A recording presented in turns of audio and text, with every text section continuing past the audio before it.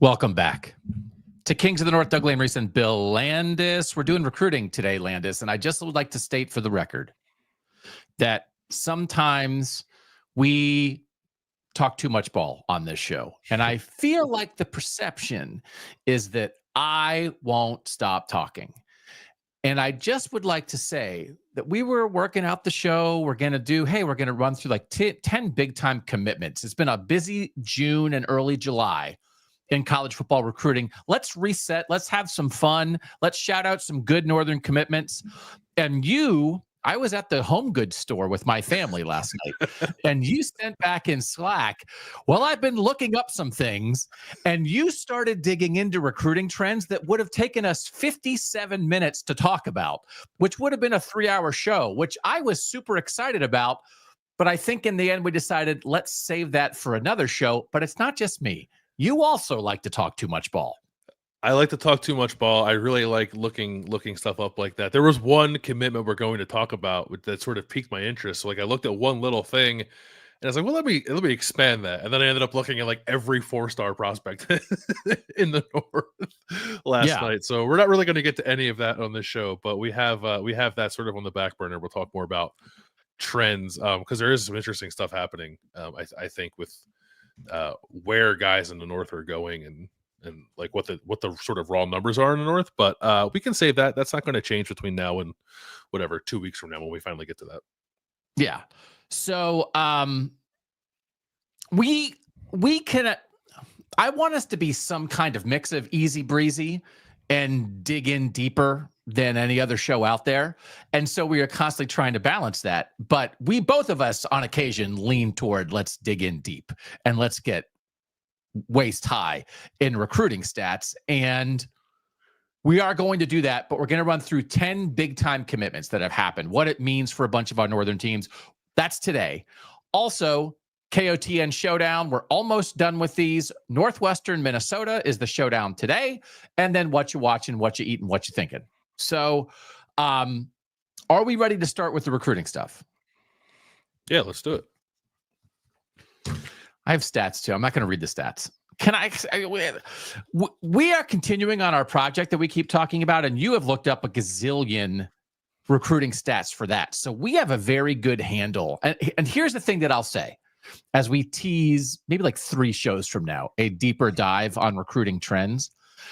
Is it true, Bill? Do you think that Northern fans, if you're trying to think of things this way, hey, I'm going to look at the 24/7 top 100 recruits and how many of them are committed to Northern schools. I think you can do a quick look at that, a quick brush over those numbers, and maybe not feel great about it. But actually, with the numbers that we know from recent history, things that don't look great by now can also still be an improvement over the recent past.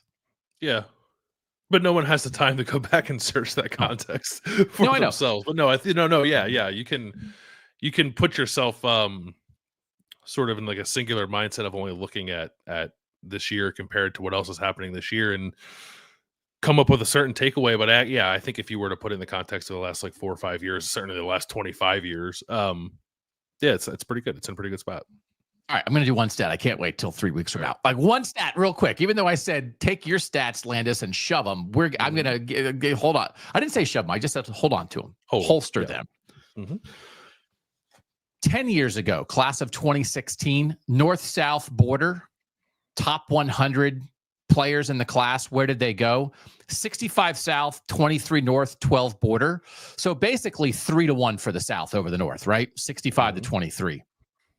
Right now, among committed top 100 players, 19 north, 40 south, 9 border.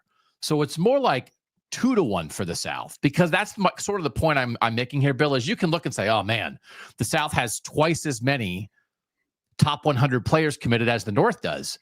And that could feel maybe like, oh no. But what we're trying to tell you is that's a victory. 2-1 is better than 3-1. That's right. That's improvement. I know that math. I don't know a lot of math, but I know that math's right. Yeah. The other thing I want to brush on really quickly before we dig into our teams, USC is battling for the number one class. They have 9 top 100 players committed right now. That's more than any other school. Georgia 7, Texas A&M 6, LSU 6, Alabama 6, Notre Dame 5, Oregon 4, Ohio State 3. I think 2 things about this are encouraging. One is when you are a school that is down, I think USC having 9 top 100 players is better than Georgia or Alabama or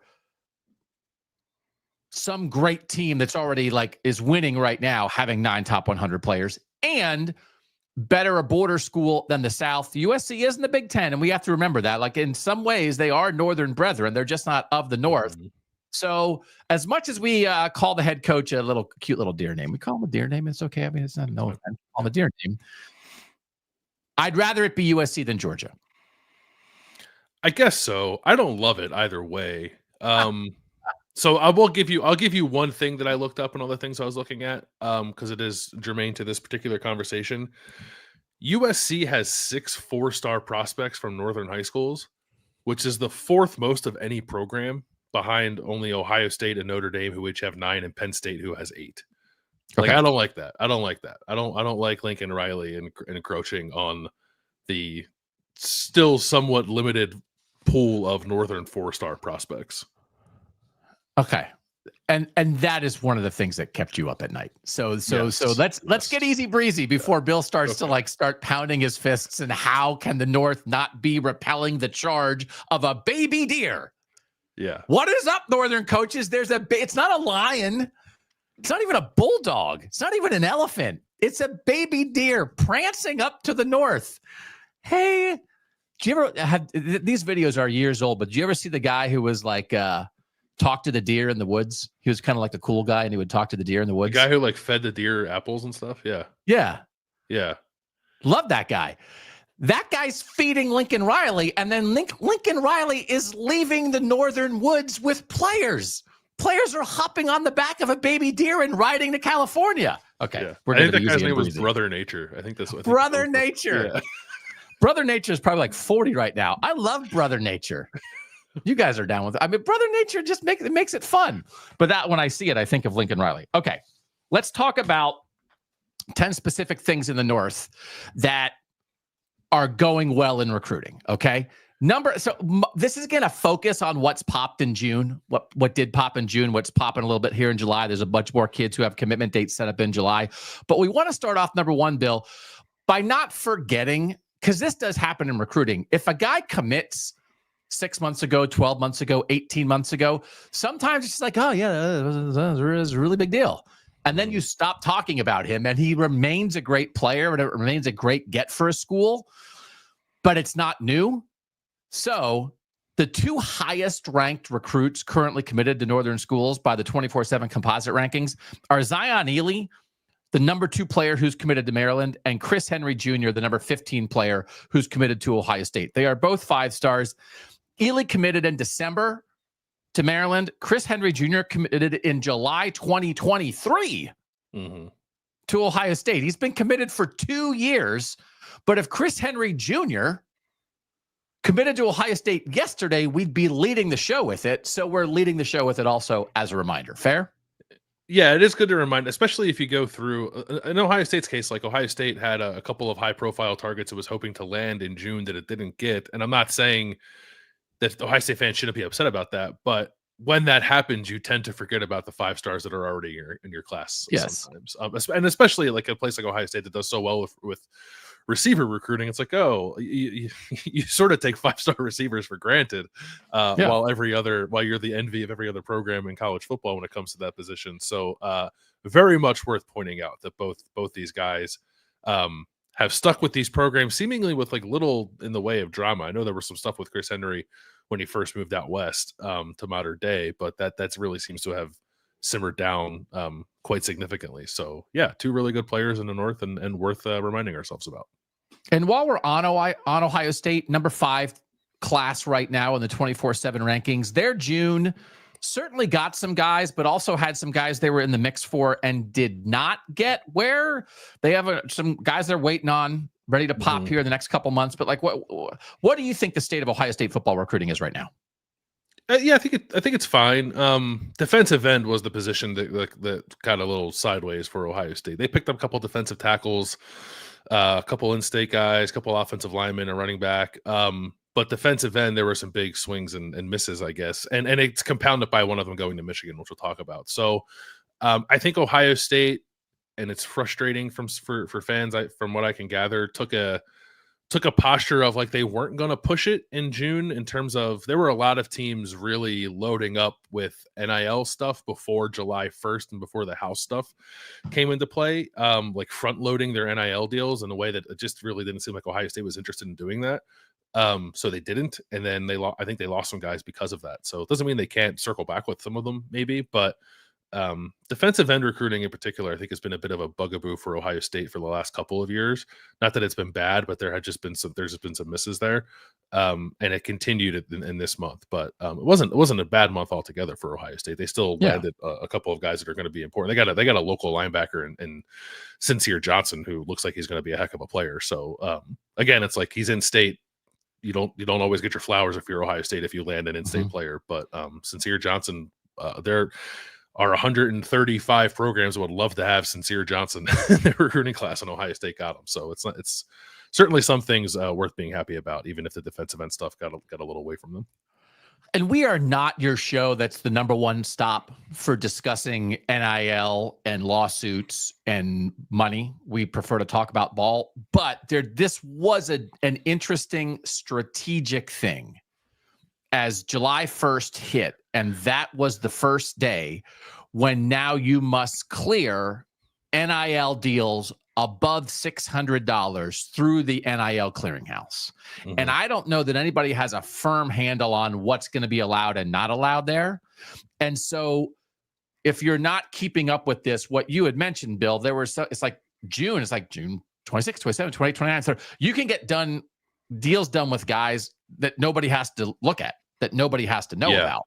And so there are some schools that we're going to talk about that were super hot in June that you give those schools credit for that, but they're probably like, I think the numbers are a reflection of potentially a strategic choice there to go really hard in NIL before the deadline hit. And whether that was good or bad, I don't know, but it certainly, if you went that way and the result was 10, 12, 14, 16 commits in June, it certainly was aggressive. And that doesn't by the numbers, it doesn't look like that applies to Ohio State. No, and there's a couple other programs that I don't think it applies to, and like big time programs that I'm not sure it applies to either. This Oregon was from did not have a gigantic June, for instance. Yeah, Oregon's the other one. This was, I saw this yesterday. Ross Dellinger shared this. It's from Open Doors. I don't know if you saw this or not. Yes, I did. Open Doors runs the NIL stuff. NIL collectives this June paid 824% more than they did last June. Yeah, quite the big jump. So listen, it makes sense, I think, strategy wise to do that. But I don't know if Ohio State not being as aggressive was a reflection of them just not thinking it was worth doing it, or them being sort of caught off guard by teams deploying that strategy. I'm not entirely sure, but either way, I think it's without question that Ohio State lost some players in June that maybe it could have gotten otherwise if it had a different stance on it. Yeah. So it's the continuing evolution of player acquisition that this was kind of a one-off as we get into the new era. But as John is pointing out, and we're not going to get bogged down in this, the clearinghouse, is that clearinghouse going to last?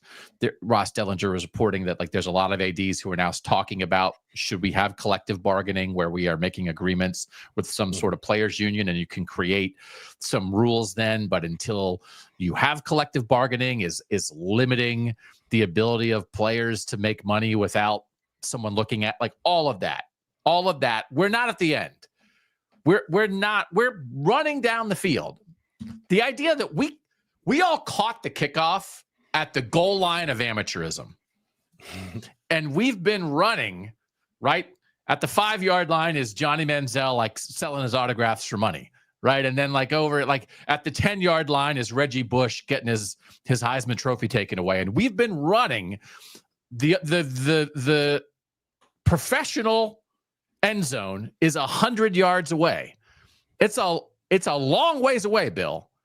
but I think we're past midfield, and we're hitting the open field. Like, we only have the kicker left to juke, but there still is a chance sometimes the kicker trips you up. Sometimes the turf monster gets you. Mm-hmm. Sometimes guys run off the sideline and tackle you dressed in a judge's robe. We're past midfield, but we see the end zone. We're at the point where we are looking up at the scoreboard to see ourselves running towards the end zone of professionalism. And we're just like me on the show the other day. We're looking at that scoreboard and we're smiling. We're liking what we see. But if you like it too much, you might get tripped up. So we're not there, but we're much closer than we were 2, 5, 7 years ago. Yep.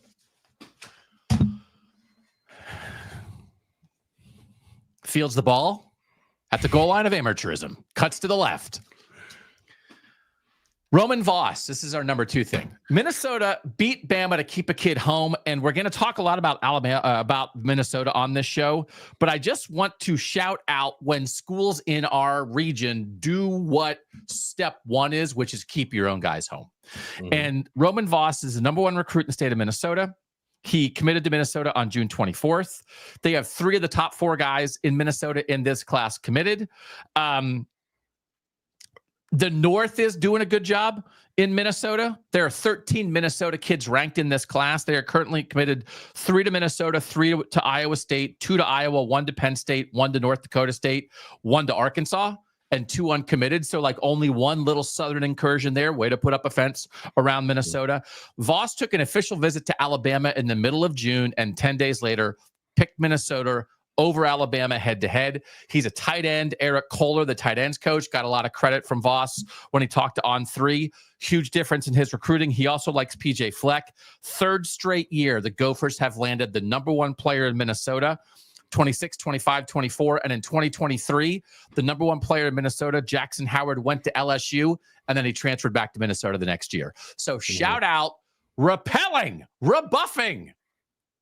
Kalen DeBoer, South Dakota native, trying to make an incursion into Minnesota, and PJ Fleck said no. Yeah, it's great. First time since 2016 to 2018 that Minnesota landed the top player in the state 3 years in a row. And Minnesota's not, it's not Ohio. You're not banking on having whatever 20 to 25 4-stars in your state every year, but it's not a bad high school football state. So if Minnesota can kind of reliably land its base every year, that's going to be a pretty good starting point for the Gophers. And it seems like PJ Fleck and what's a Dinky Town? Town. I don't know how much of an impact that has anymore, but they're doing a nice job. I think it helps because Coy Parrish is like even an outlier in that with like sort of what his national profile was. So like to get him and then to feature him as much as they did last year, I think that probably gives Minnesota an edge with trying to keep these guys home. The idea that you can stay home, that if you stay home in this new world, you will be compensated. Mm-hmm. And new world, old world, every world, can you compete on a high level and have a good time playing football and win some games? And there are kids in certain states where, and this happened in the state of California when USC was its most down for a while. The best players in Southern California felt like, I have to leave. Bryce Young and CJ Stroud had to leave because I can't, what am I going to do? Go to USC? I'm not going to win at USC. So that Minnesota and PJ Fleck have created that environment where if you want to stay, you can, because we have a lot to offer you. It's how you have to start. It's step 1 for any Northern team, is it not? That's the first step, and then you go out and expand. But it's just, I don't mean to get too fired up about it, but it's just such a victory. And by the way, Kalen DeBoer, we know where you're from, but you picked to go down there. Stay down there.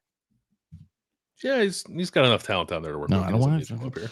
Yeah. Also, by the way, so Bama in this cycle flipped an Iowa State quarterback, a Rutgers safety, and an Illinois running back. 3 of the guys that they got in June were flips from our Northern teams. Is that supposed to impress me? Are we impressed? Like, oh, watch out, Rutgers. Here comes Bama to flip your guys. Is that what Nick Saban was doing? Is that how he built a monster at Alabama?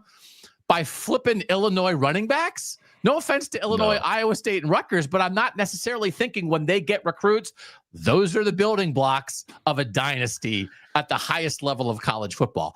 I know it's like we see your Northern bona fides, Kalen DeBoer, but if that's your recruiting strategy, I ain't scared. Their class is interesting because I was looking at this, knowing you might bring this up. So like Alabama's one of I might bring. Well, it was on our show notes, but I wasn't sure if we could or not. There are only 4 teams that have multiple 5-star prospects, and Alabama's one of them. And like Alabama's class ranking is fine. It's not number 1, but it's fine. It's in the top 10. They have 6 3-star commitments, and in Nick Saban's last 5 recruiting classes, the average number of 3-star prospects was 2.5. So Kalen DeBoer is bringing in some more 3-stars, I guess, than Nick Saban was accustomed to bringing in. We're not scared. We're not scared. I'm sure it's going over great. Yeah. Guys, let me tell you, Northern 3-stars line the path to the national championship, which they can. They absolutely can, right? Like we know that. Yeah, if you're the program Watt, that has the patience to develop them for 3.5 years, sure. Good luck, Alabama, in 2029 as you develop your Northern 3-stars. Okay, great. I know everybody's fired up. Not buying it. Number 3, Ryder Lyons, 5-star quarterback committed to BYU last week, had offers from everyone. California native, officially visited Oregon and BYU in June, picked BYU. This is a big win for BYU over Oregon. Mm-hmm. He is going to go on an LDS mission, so the plan is for him, we won't see him on a field until 2028 at the earliest. Senior year of high school in 25, mission 26 and 27, on the field for the first time in 28. Is it a 2-year mission or a 1-year mission? I think it's a 2-year mission. I was talking with somebody about this yesterday, and I didn't bother to look it up because I was confused too. I thought it was a 2-year mission, but I could be wrong, and I apologize if I am. So, but it's not going to be immediate. But this is a huge get for BYU, and I want to shout out what I thought was a really good column by Dick Harmon in the Deseret News about how BYU got this done. The comparison here is that his older brother, also, John is saying is two guys are Caleb and John saying 2-year mission. His older brother they tried to get as a recruit and they lost out to USC. His is just 1 year. It is 1 year. It's typically 2, as far as I know, but I think his is 1 from what I'm reading. Okay. In the Deseret Not News, going to be on the field right away. Okay. Yeah. So anyway, they tried to recruit his older brother and they lost out. And it's an example of same family from Southern California, LDS family, and they didn't get him. Well, what happened? Well, it feels like BYU's figured some stuff out. One thing that Dick Harmon in his column shouted out was they hired someone named Annie Barham as their new director of on-campus recruiting. And she went to LSU and worked in the recruiting office at LSU when she was there. So she knows how this stuff works. She knows what's up. And it feels like she's making an impact at BYU.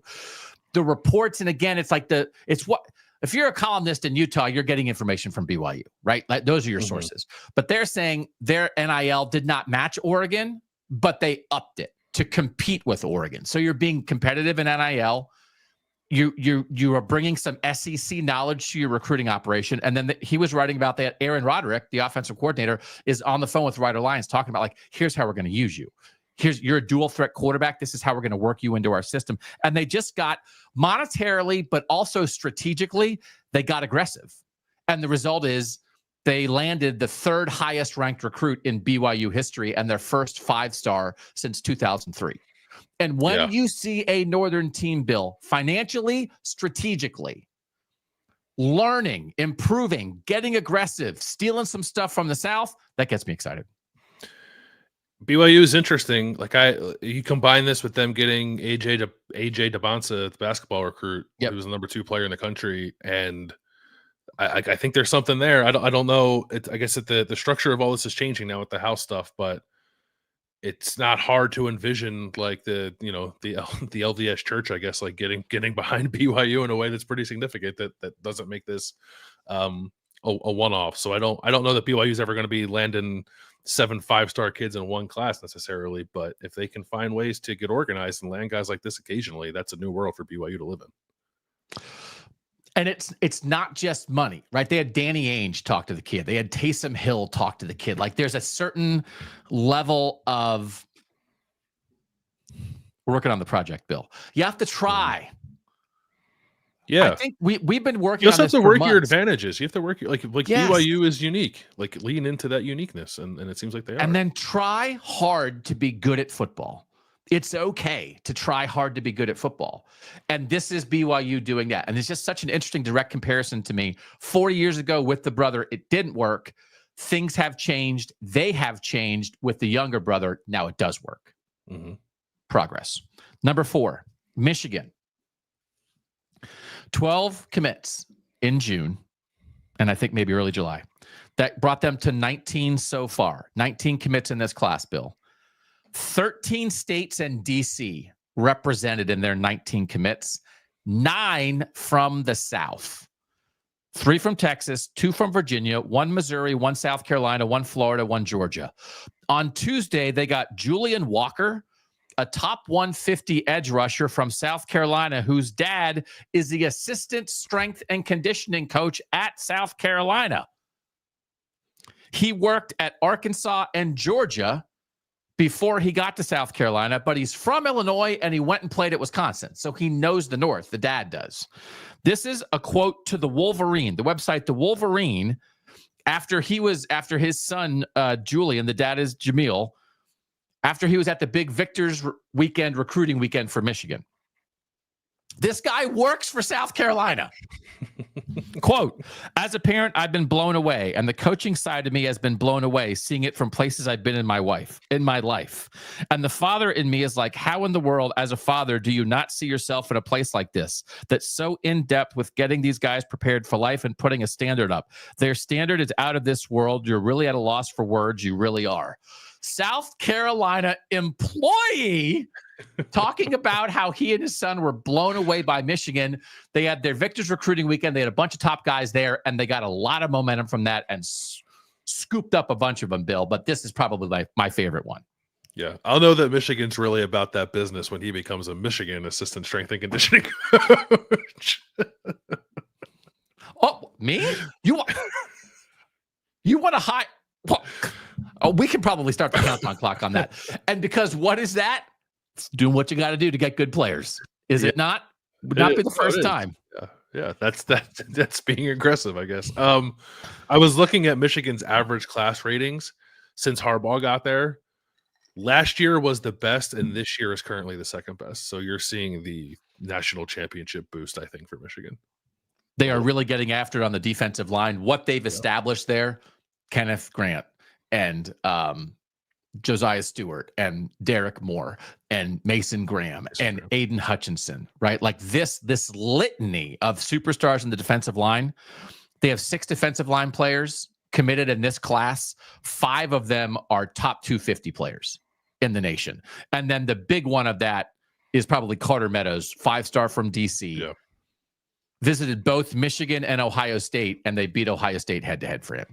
And Walker and Meadows bonded at the Victor's weekend. But, like, this is another thing. Like, you're good at something, use being good at something to get more good players at the thing you're good at.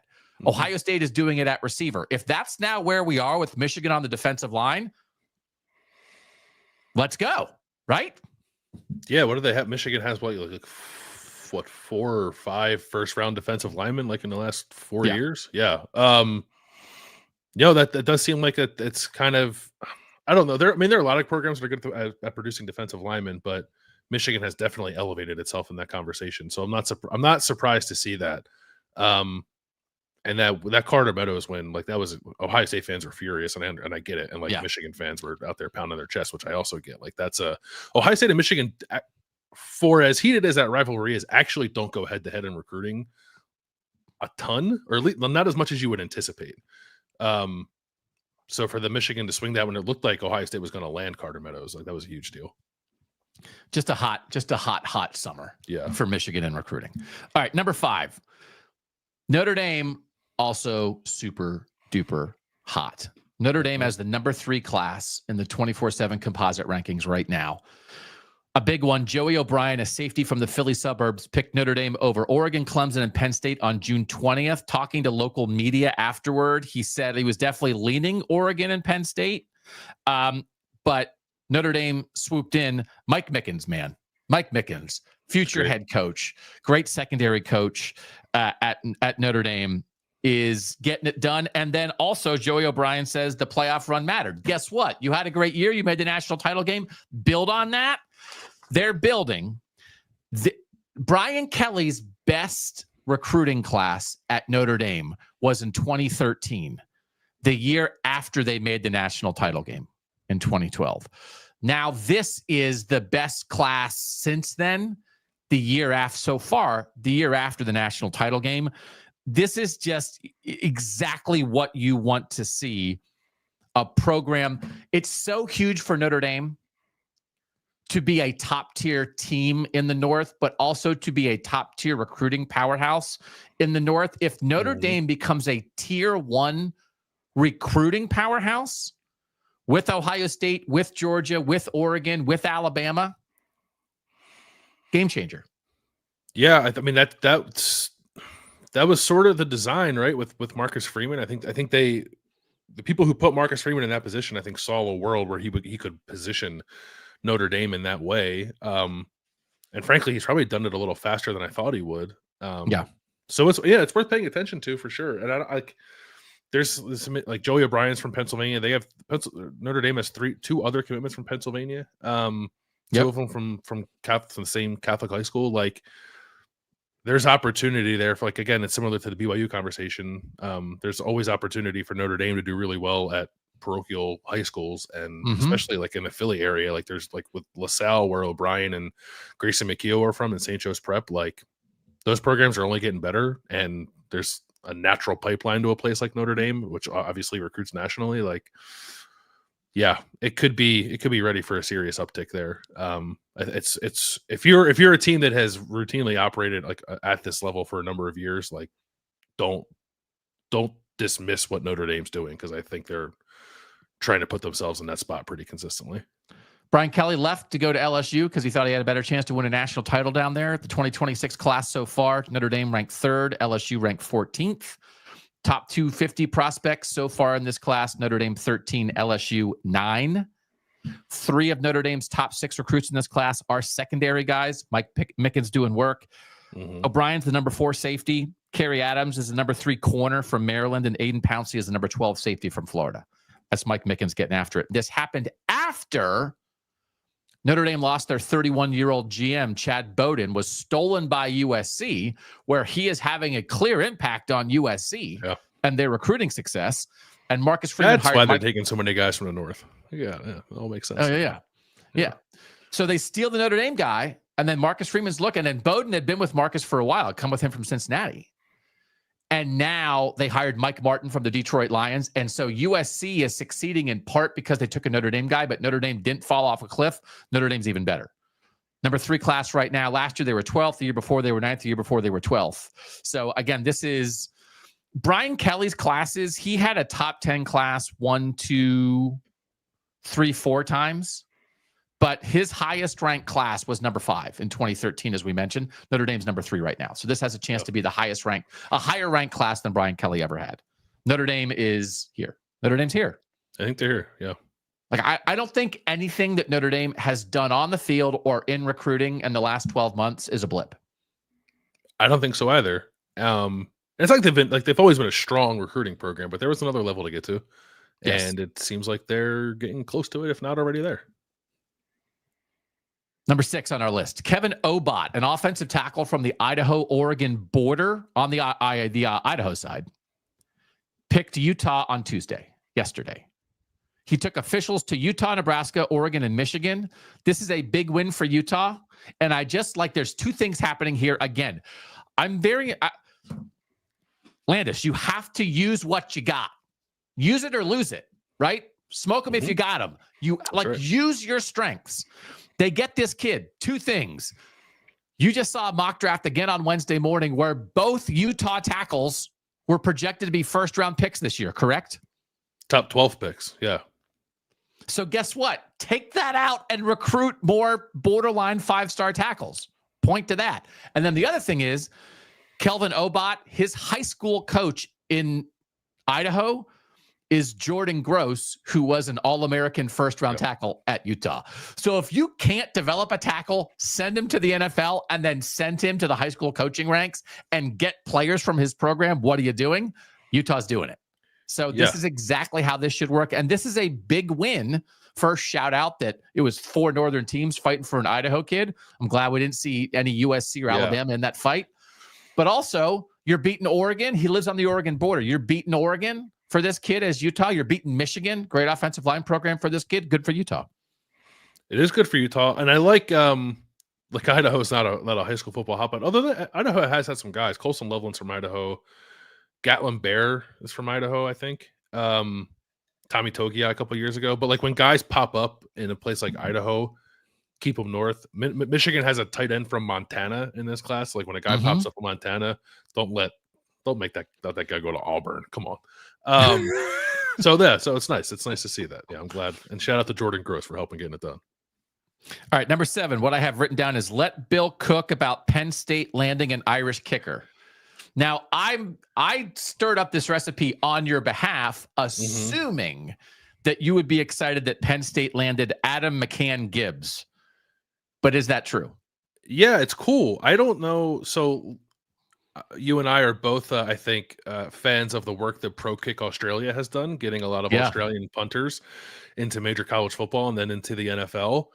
And it certainly makes sense logically that there are a lot of guys over in Europe who are good at kicking footballs or could be good at kicking footballs, but you don't hear a lot about that. So can we now in this moment file a trademark for Pro Kick Europe? It's coming and get over there. Like this is. I'm not sure it's the name Pro, but they got a group. Yeah, it just makes sense. So also, by the way, this is a tangent. Did you see that there's a football league in Italy that played its championship game in Toledo over the weekend? The Italian Football League Super Bowl was played in Toledo, Ohio over the weekend. In the Glass Bowl, really? That's exciting. In the Glass Bowl, yeah. It was Why were cool. we not there? Europe. I don't know. Well, yeah, it was hot. Okay.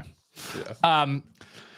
So I think the interesting thing about this is, what's the meme that it's like whatever the old thing and the new thing played out, and now like the new, like Australian punters, Irish kickers are the new thing. Yeah. So I read a story from the Newry Reporter, which is a Northern Ireland paper. Quote, McCann Gibbs, who plays Gaelic football for Glen, will be kicking in front of 100,000 people at the remarkable Beaver Stadium. So one thing that happens is when countries that aren't totally familiar with American college football start writing about American college football, they're awed. Yeah, why wouldn't you be? They're just like, the Pennsylvania State University is very popular. That's like the whole vibe of this kid committing to Penn State.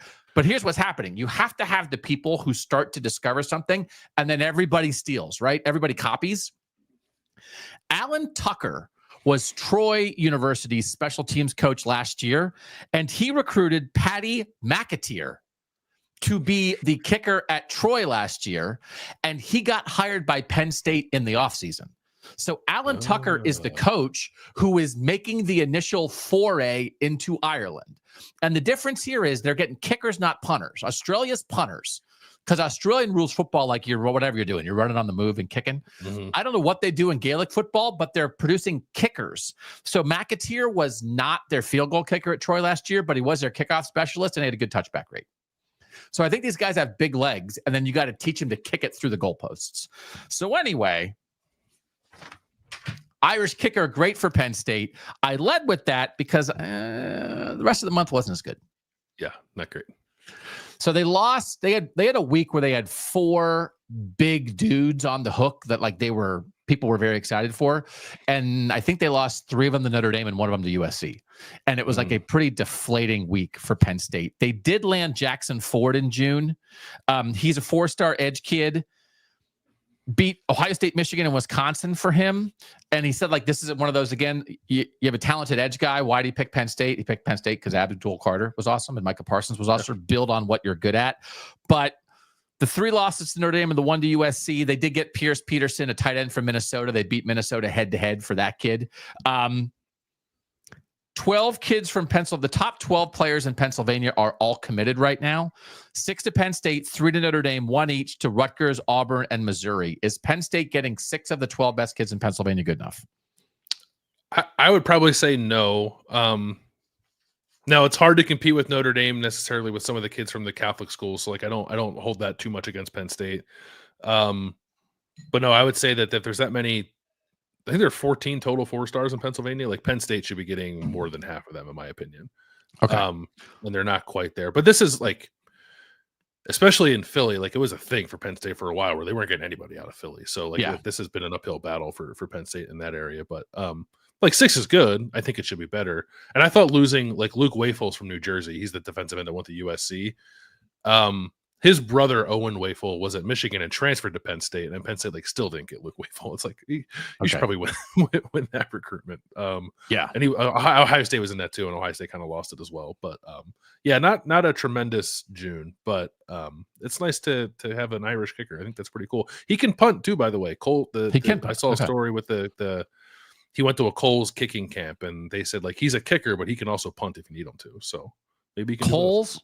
Like the department store that sells plaid shirts on the clearance rack? It's spelled the same, yeah, but it's the Cole's. You know, you're unfamiliar. Remember JJ Cole, the quarterback? It was Iowa State. His dad runs the Cole's. Are they the Cole family? Do they also sell plaid shirts at half off on the clearance rack?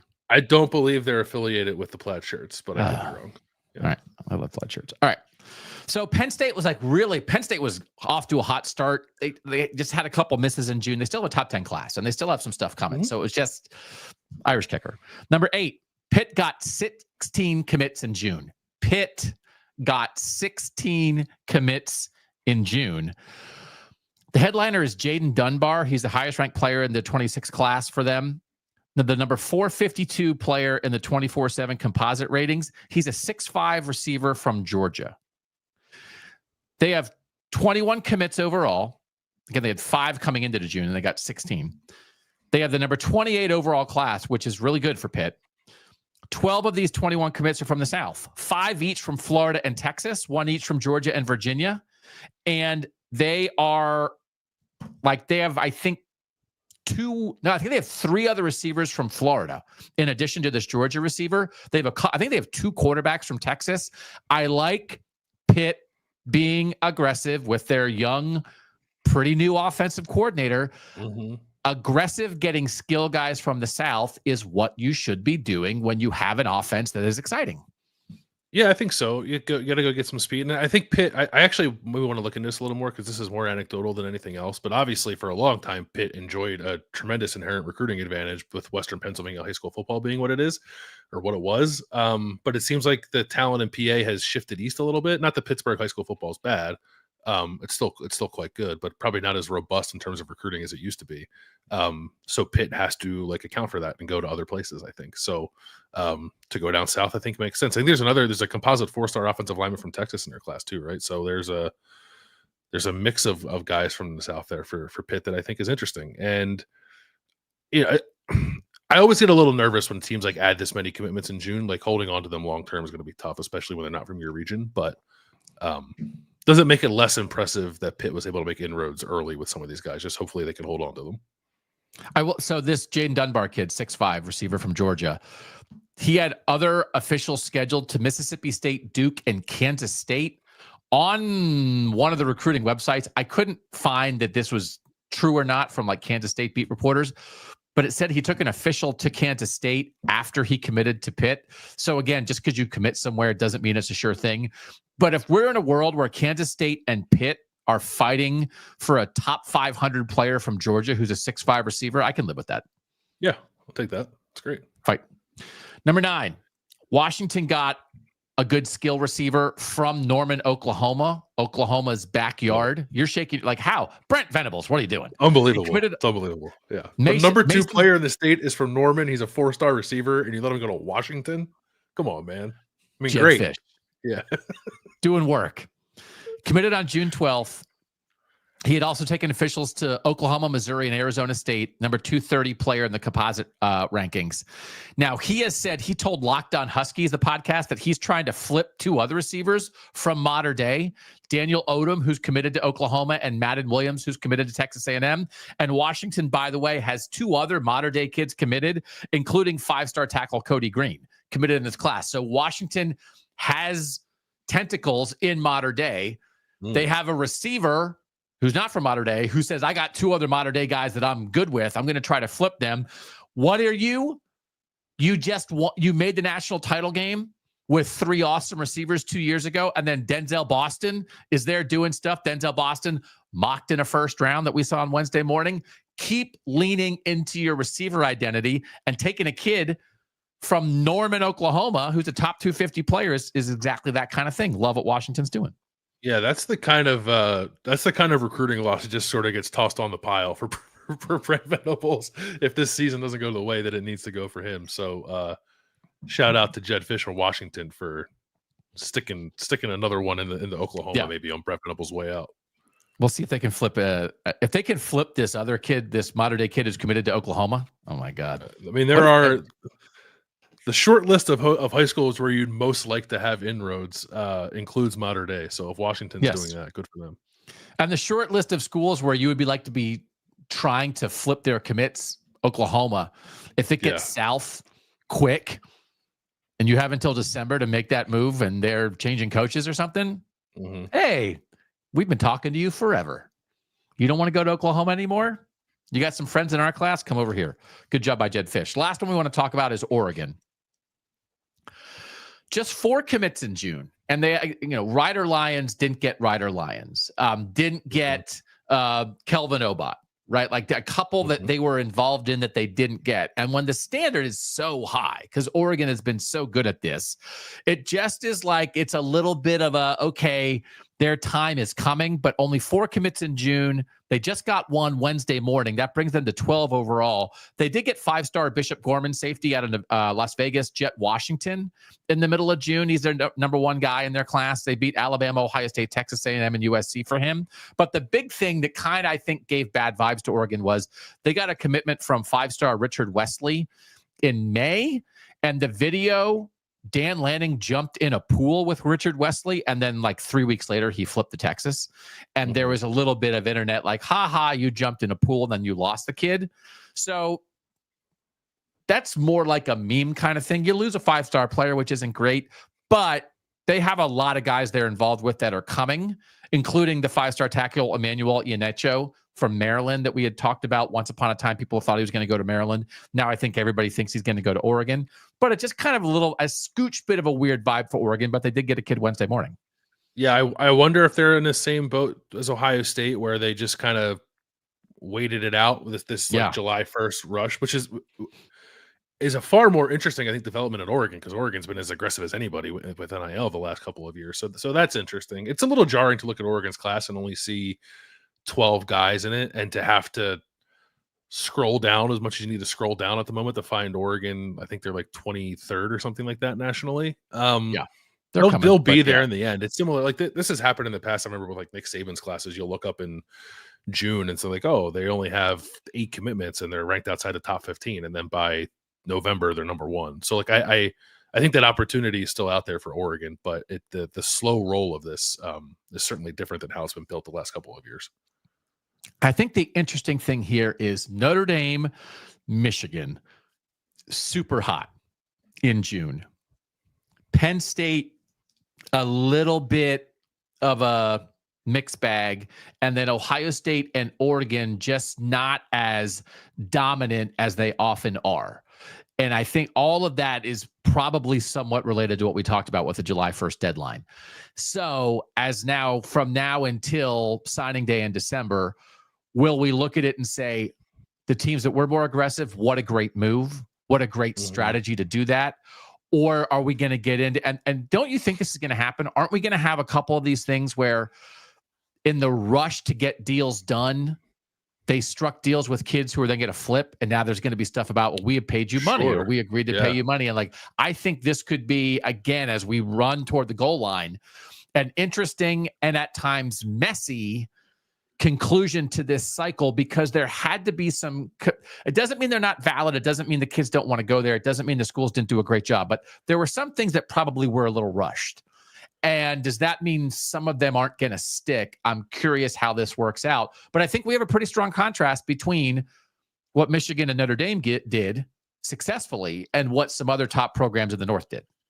Yeah, that definitely exists. I guess I would get the point of view of we don't want to do this because we don't want to put ourselves in the position where we're going to have like 13 messy recruitments to have to navigate until January, right? Like there's just when it seemed like people were like kind of getting a handle on how all this was going to work, the house stuff came along and sort of like reshaped everything. And yeah, similar to how it happened when NIL sort of first came around, like teams put the pedal down to the floor and they'll deal with the consequences later. And others were a little more thoughtful and careful about it for better or for worse.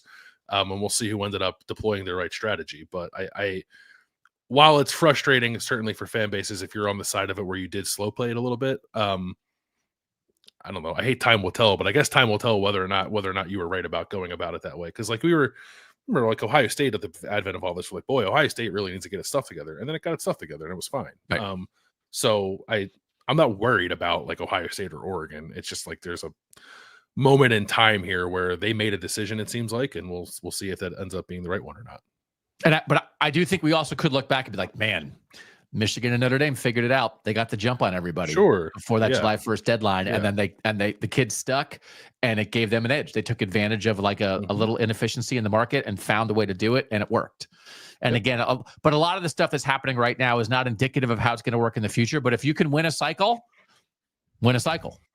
So for sure. Yeah. Last two things I want to talk about quickly. Preston Ashley, a cornerback from Mississippi, highly ranked guy, picked Colorado on June 24th.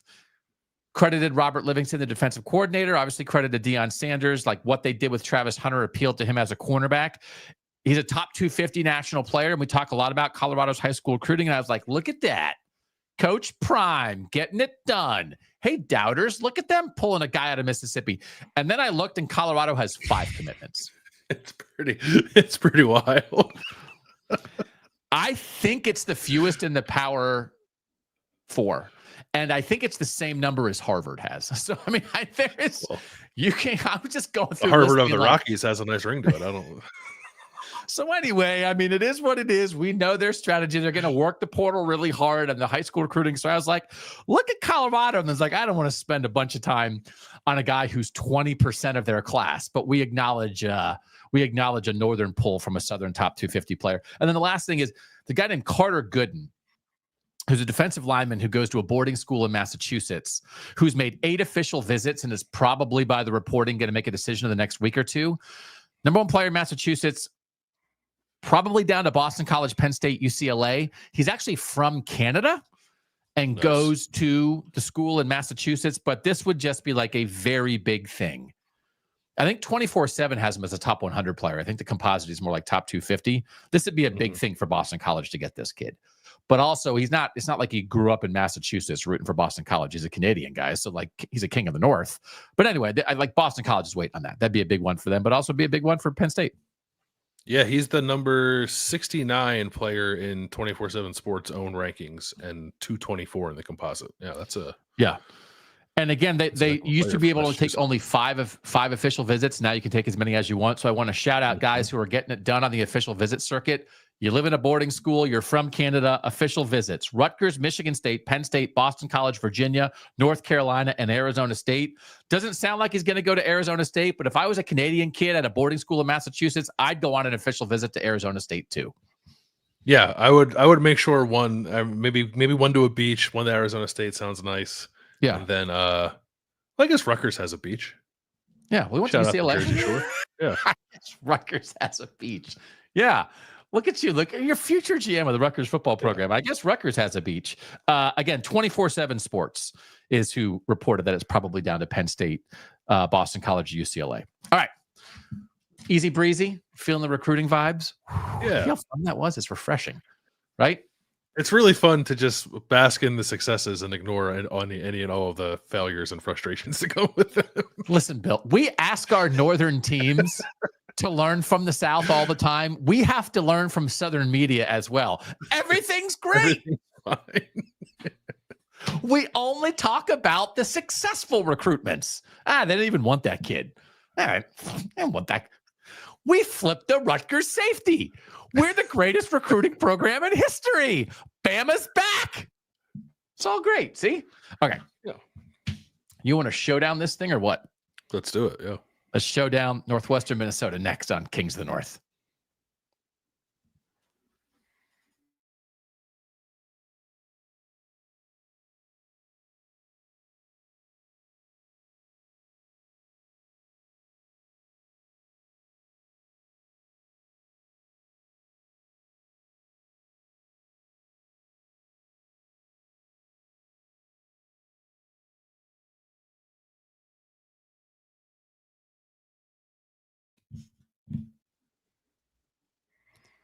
Doug Lesmerises, Bill Landis.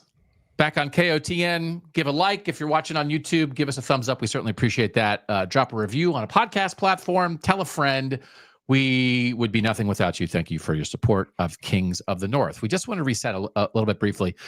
After we've been doing KOTN Showdowns, our 28 Northern teams, 14 showdowns. We compare the two teams in 7 categories, decide who would you rather be in 2025. We only have 2 more showdowns after today. And they are Illinois versus Kansas State, which our plan is to do that on Monday. And then Colorado versus Syracuse, do that a week from now on Wednesday. And then we will be done with our showdowns, Landis, which will free us up to do a really deep dive into recruiting trends, et cetera, when we don't have a 45-minute segment waiting on the other end. But we've enjoyed digging into these teams and digging into some ball, have we not? I really have. Yeah, it's been because it's like stuff we would have done anyway, like just to prepare ourselves for the season, but then like kind of turn it into content and conversation has been good. Yeah. So Big 12 Media Days are next week. We went to Big 12 Media Days last year. We are not going to Big 12 Media Days this year. So we certainly will monitor. We'll talk about Big 12 Media Days a week from now. And then the end of July, Big 10 Media Days in Las Vegas. Our plan is to be there. So we will have live coverage from that. So again, like you guys know what we're doing. We're simultaneously doing what we always do, which is talking about national college football from a northern viewpoint and bringing you the best of Northern college ball. But we're also expanding and doing new stuff. So it's exciting. Yeah. Minnesota Northwestern is a little bit of like we try to have themes. We did Purdue and West Virginia on Monday together because they both fired their coaches. We did Penn State and Notre Dame together. That made sense. We did Ohio State and Oregon together. That made sense. We explained to you why we thought BYU versus Indiana made sense. You got 28 teams. You got to make 14 matchups. This is not as precise of a showdown. They are former Big Ten West foes. But win totals this year, Minnesota's is 7.5 and Northwestern's is 3.5. So the Wildcats are behind the 8 ball a little bit as we roll into a showdown of who would you rather be in 2025. Yeah. I mean, the letters are next to each other in the alphabet. I don't know what we can ask for. We were going to have we originally did not have Iowa and Iowa State paired, but then we thought like maybe it made more sense to pair them. So then that left us with kind of these two teams that don't have a ton in common, I guess, other than being former division mates. But it's okay. We'll make it work. I originally had Minnesota versus Iowa State and Northwestern versus Iowa. Northwestern and Iowa have played some bangers over the year. I think Iowa State, Minnesota have some similarities. I mean, we're talking about they're both recruiting the state of Minnesota, even though they're in different conferences. But anyway, we arrived here, which allows me to talk about Drake Lindsay. I'm doing Minnesota, and you're doing Northwestern. All right, so I think there are 28 Northern teams. Those who might start a quarterback this year, or probably will start a quarterback this year, who have never started a game anywhere at all. Do you want to guess? There are 5. Who are the 5? 5 of our 28 starting quarterback projected in 2025 who has never made a start. Julian Saint at Ohio State, Bryce Underwood at Michigan, Drake Lindsay at Minnesota. I guess, well, McKay Hillstead started, so I guess it won't be him, BYU. 2 others. Another big time obvious one from a big time school. Wait. Oh, CJ Carr at Notre Dame. Yep. And then the other one's a little on the fence, and it might not be true. So it's a maybe. It's Malik Washington at Maryland if he starts as a true freshman, but it could also be Justin Martin, who has started at UCLA. So it might only be 4. So anyway, Drake Lindsey is in a boat with a bunch of 5-stars. And Drake Lindsey was not a 5-star. He is a second-year player. And I have been enamored with Drake Lindsey, but I guess this is my fault. He's from Arkansas. He grew up apparently like walking distance from campus at the University of Arkansas. And I found this quote from former Arkansas coach Houston Nutt. During his recruitment, he told a radio station, Drake Lindsey is 6'5". He's thrown for almost 3,000 yards. Here's what I love. 40 touchdowns, 1 interception. This ball comes out of his hands now. I mean, quick release. He's so accurate. Houston Nutt was like, hey, Arkansas, recruit him. He can walk to your stadium. His grandpa played at Arkansas. His dad played at Arkansas. His uncle played at Arkansas. His cousin plays at Arkansas. And his sister is on the basketball team at Arkansas. And Arkansas said, no thanks. And PJ Fleck said, welcome to Dinkytown. And so this is such a Northern win already. He was the number 56 quarterback in the class of 2024 in the composite ratings. He was number 20 among guys who committed to the North. The guys ranked ahead of him who are expected to start this year: Julian Sayin, DJ Lagway at Florida, Dylan Raiola at Nebraska, CJ Carr, Damon Williams at Washington. That's it. So he's like 50. He's the number 56 quarterback, but like he's going to be the 6th guy to start of that group. I'm excited. He's barely played. He played 4 games last year. He had 6 dropbacks. He was 4 of 5 passing for 50 yards and a touchdown. 20 snaps he played. 20 snaps. He actually played 4 games. 13 against Rhode Island, 3 against Nevada, 1 against Maryland, and 3 against Virginia Tech in the bowl game. So there's nothing out there on him, but I was watching high school film again. He has that quick release from his ear like Julian Sayin does, except he's 6'5". Julian Sayin's 5'11". So he has like little guy quick release, and he looks like Dan Marino. Sorry. Stop trying to make Drake Lindsey sound even I'm in better. the moment. Julian Sayin is 4'8". He was the number 1 recruit in the country. Why? Drake Lindsey is 7 feet tall. Drake Lindsey is as tall as Victor Wembanyama. I'm in the moment. Don't just let me go on Drake. So anyway, he's never played. He's played 20 career snaps. CJ Stroud, before he became the Ohio State starter, had played 8 career snaps. CJ Carr for Notre Dame has played 4 career snaps. Julian Sayin for Ohio State has played 27 career snaps. So we have guys that we're like, what do we know about him? We don't know anything. And at least the other guys are 5-stars. There's a 3-star who was ignored by his backyard program who's going to start at Minnesota in a year when Minnesota's probably going to be good. So I have it written in my notes. I don't know, man. I'm just high on this guy. And that's it. Yeah. It's hard not to be with the way that Minnesota's talked about him since he got there. Yes, so they really have. And just like measurables wise, and like, I don't know, nice to have the scout from Houston Nutt there to give us an idea of what the. So no, I reasonable to be excited about a guy that seemingly has a lot of talent and a lot of room to grow, and you're going to have him for multiple seasons. He'll be a starter for the next 4 years maybe. So that's great. Yeah. So I'm fired up. He can move a little bit. You watch him in the pocket. I think he has good pocket movement. He's not a statue. He can scoot a little bit when he gets out of the pocket, but he's tall and he throws a good ball. All right, who's the starter for Northwestern? Probably Preston Stone. It's interesting. Like Jack Lausch is still there. Jack Lausch started 10 games last year, but he's probably going to get drafted in the MLB draft in like 2 weeks and then decide to go play baseball and not play football anymore. And even if he did come back, like I still think Preston Stone would be the starter. Jack Lausch is like maybe a very good baseball player. He's like a toolsy center fielder who can hit. Yeah, and he took some time off. I was reading a story. Adam Rittenberg wrote a story about it at ESPN. And it was like I sense like some regret that Jack Lausch didn't just like go to play baseball immediately. Out of high school when he could have and would have been drafted. So that seems like that's going to happen, and that he won't be on the roster. And like I said, either way, it's probably still Preston Stone, the transfer from SMU, who I on the show have a couple of times said how much I like him. He's in a weird spot. So 2023, Preston Stone was awesome.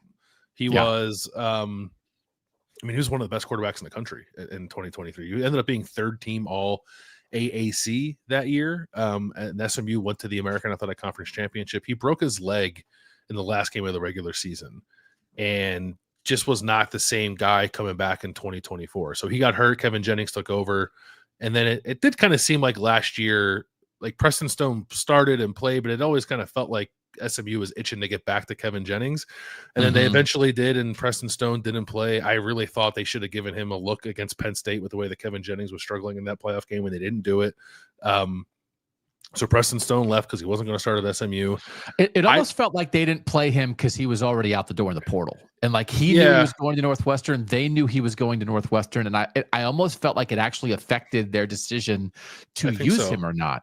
That if it was up in the air or he was definitely staying, I think they would have put him in the game.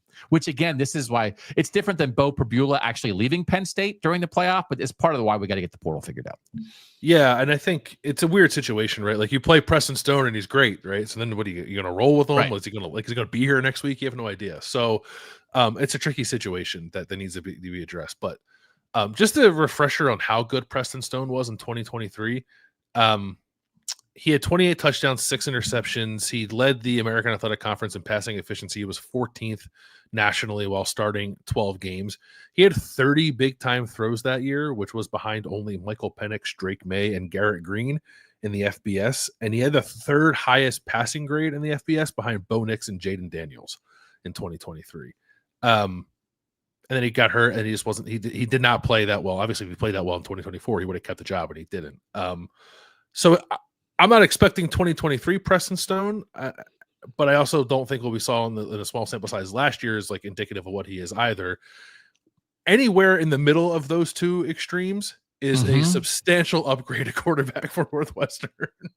So, like, I think it's a huge deal no matter what. Like, Northwestern has not had quarterback stability like really since Clayton Thorson left. Like Peyton Ramsey was a fine addition, but they've been on this transfer thing for a long time. Assuming Preston Stone starts for Northwestern, it'll be the 7th straight year that the week 1 starter for Northwestern was a transfer. That's a lot of transfer quarterbacking at one place. And there's an opportunity. We've talked about this before with some other transfers. Come in, stabilize, maybe elevate a little bit, and then there's a young guy on the roster that I think they like, Ryan Bowe, who's in his 2nd year as a redshirt freshman. If Preston Stone's good, you get the Bowe, and then maybe Bowe can be your quarterback for the next couple of years. Like that is, I think, an ideal situation for Northwestern. So, like, I don't know exactly what to expect from Preston Stone this year. He's experienced, he's played a lot. The one thing that came up when I was looking at stuff was like he has started 2 full games against power competition. They were both in 2023 against Oklahoma and Texas Christian, and he has 1 touchdown and 3 interceptions and 6.5 yards per attempt. So, like, he was, when he shined, it was at the G5 level, which is worth pointing out. But I think there's still something there to work with at Northwestern, and certainly it'll be better, I think, than what Mike Wright and Jack Lausch were able to give them last year at the quarterback position. So Mike Wright, the transfer last year, he was like the last transfer quarterback who moved in the cycle. It was a desperation play after Brendan Sullivan transferred to Iowa. So did Northwestern have the worst quarterback play in the Power 4 last year? Yeah, I think they had like 7. I think they ended up with like 7 touchdown passes for the entire season. I think it's arguable. And so Preston Stone is such a gigantic upgrade that if they go from the 68th best quarterback situation to the 40th best, that's a huge upgrade. And I would like to remind people that a year ago, in various places, you picked SMU to win the ACC, right? Is not one of the reasons that you did that because you like Preston Stone. You were not anticipating Kevin Jennings being the starting quarterback for SMU, were you? No, I thought Preston Stone was going to come back and be the guy that he was in 2023. He was like, he got votes for ACC preseason player of the year, or AAC. No, ACC. He went from the ACC preseason player of the year. He went from the AAC to the ACC. Sorry. Yeah. Because everyone thought he was like healthy and back and going to be the same guy he was in 2023, and he just wasn't. Northwestern, by the way, fewest touchdown passes in the power conferences with 7, and the worst passing efficiency in the power conferences last year. Okay. They had the worst quarterback play of the 68 power conference teams.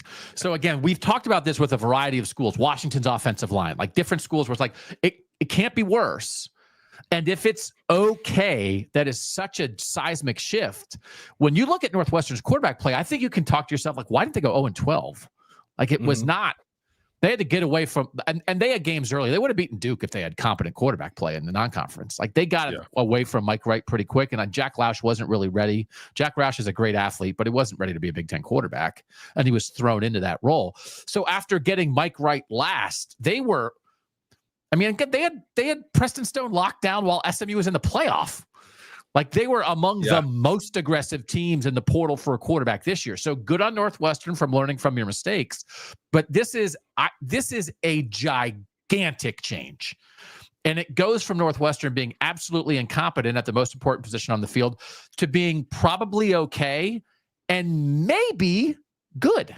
Maybe good is good on the table. Yeah.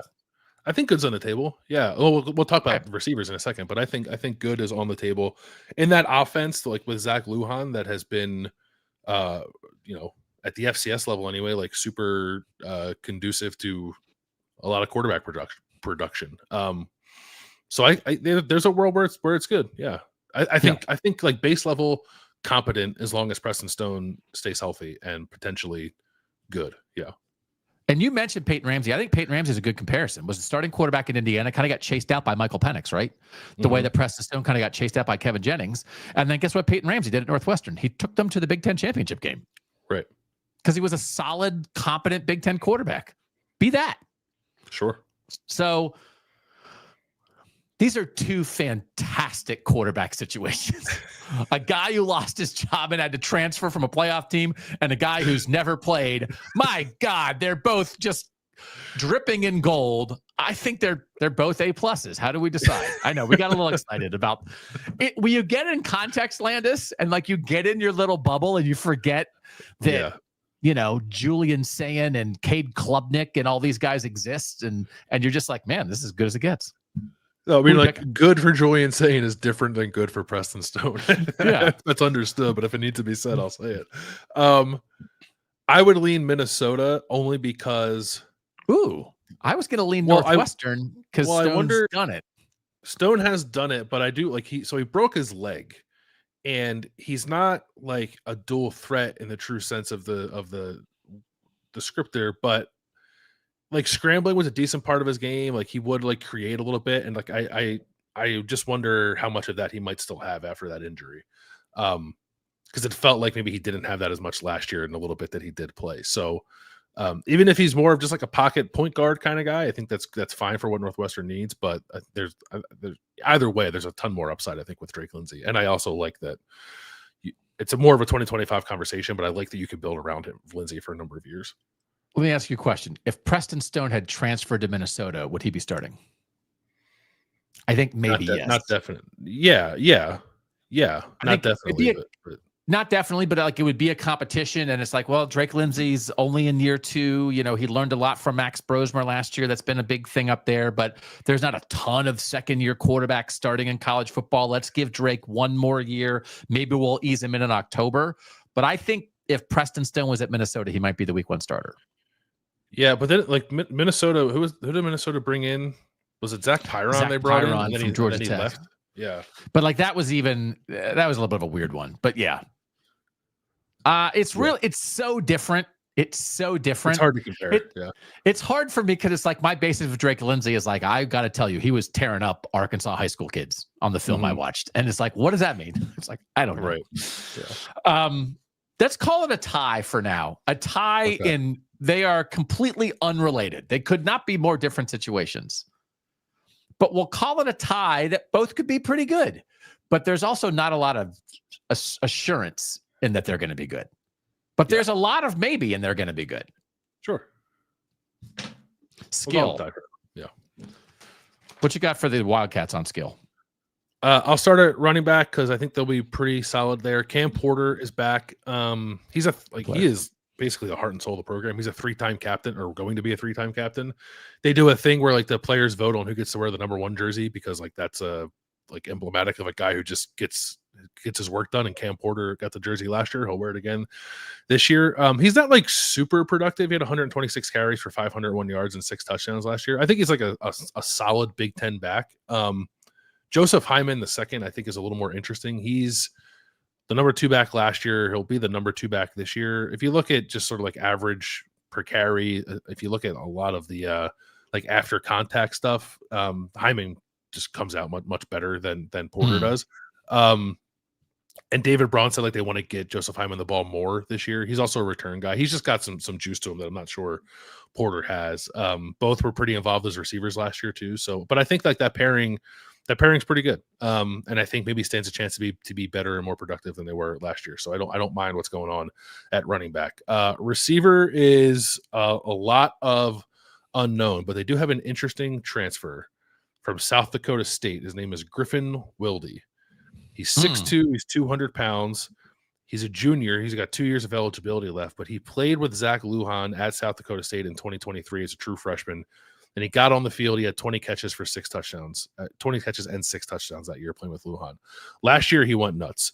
70 catches, 1,147 yards, and 12 touchdowns. He was top 10 in the FCS in receiving yards and touchdowns last year.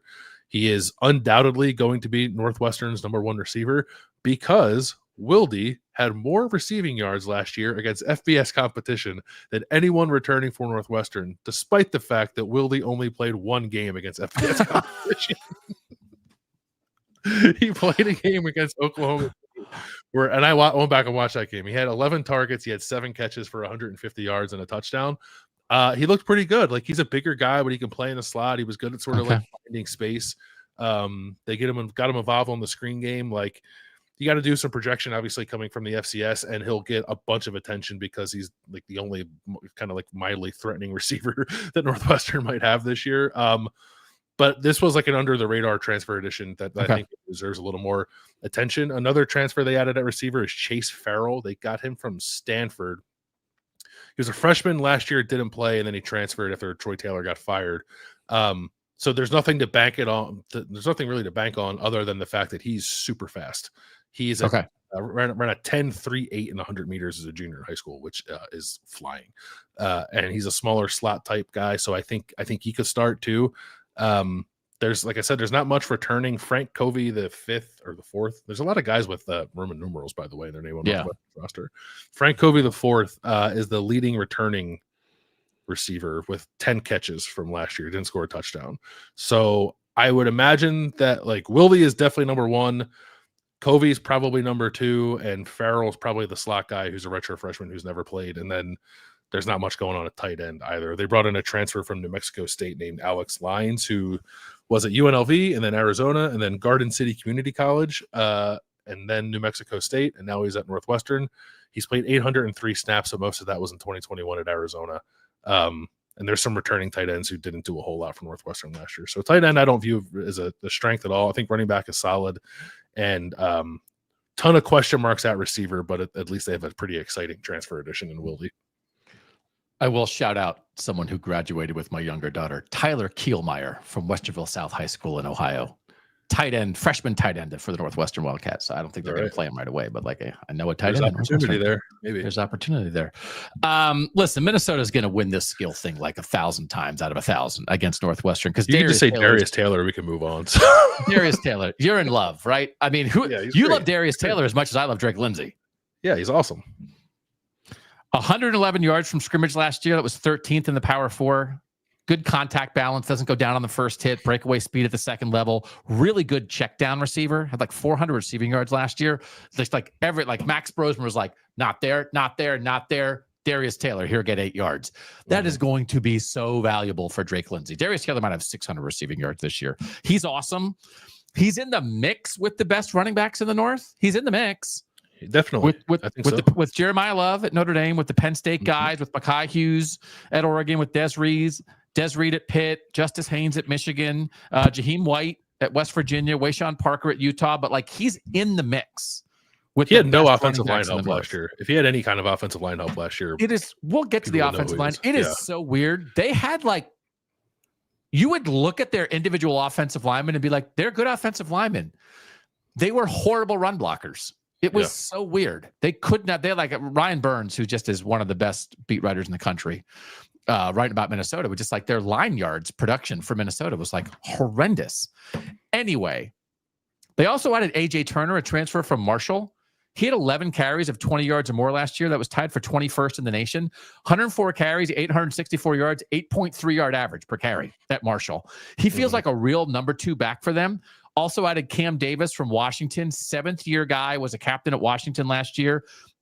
Didn't do much last year, but in 2022, he was hurt in 23 in the national championship game year.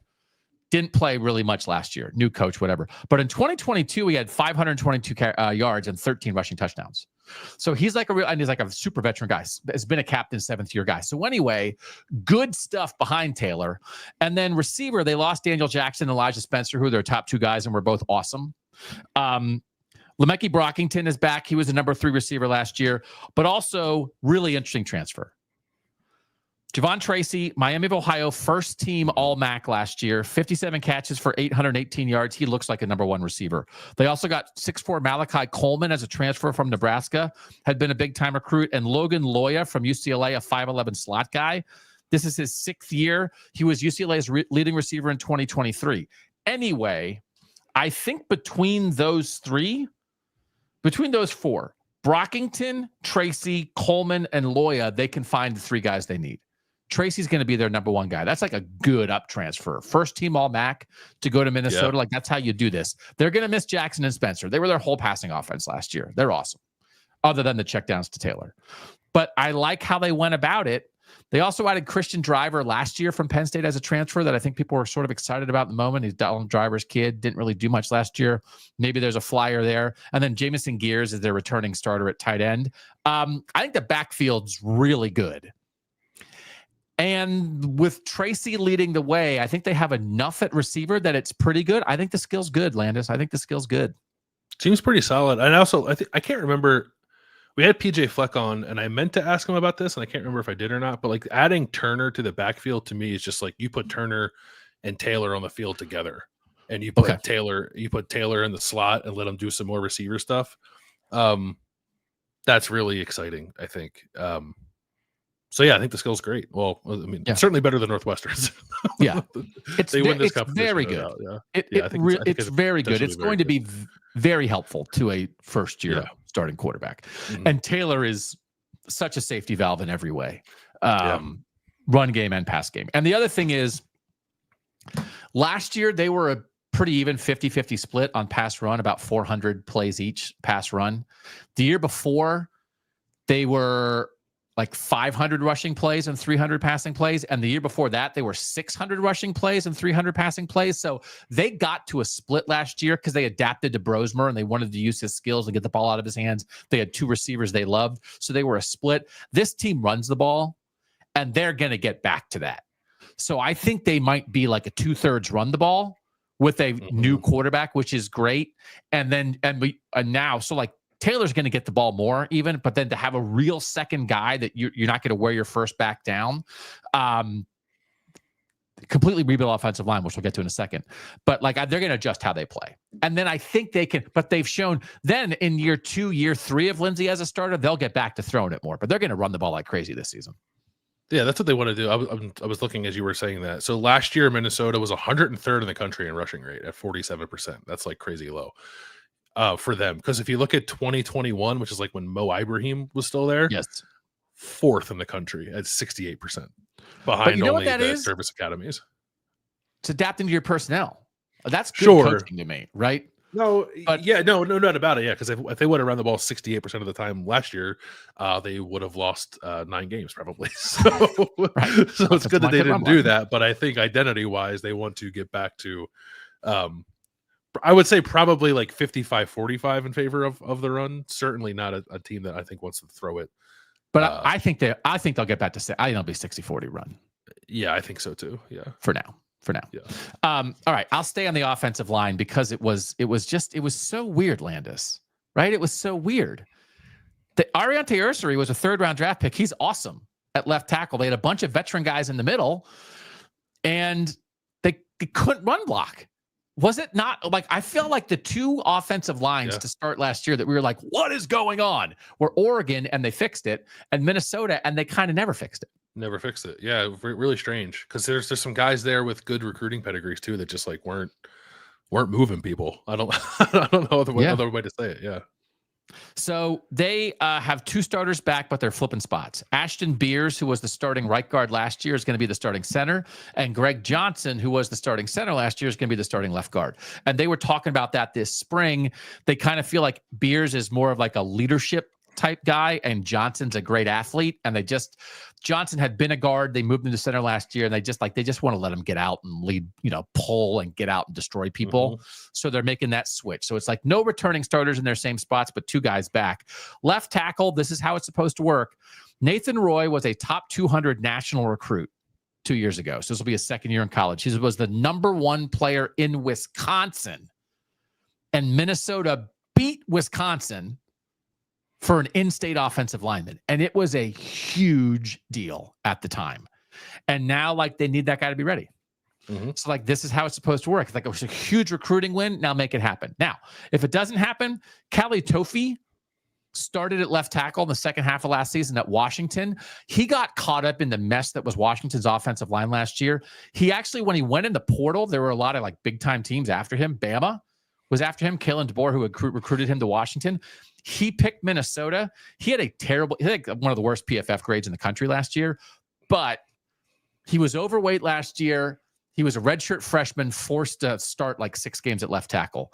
He just needed a new environment because the offensive line situation was such a mess last year. They're going to get him in shape, and it's a good swing by Minnesota in the portal. So one of those two guys will be the left tackle. Marcellus Marshall, transfer from UCF, probably going to be the starter at right guard. Dylan Ray, transfer from Kentucky, probably the starter at right tackle. So 2 returning starters. You have a big recruiting guy who may be the left tackle, and then 2 transfers. Pretty good, but it's got to be better.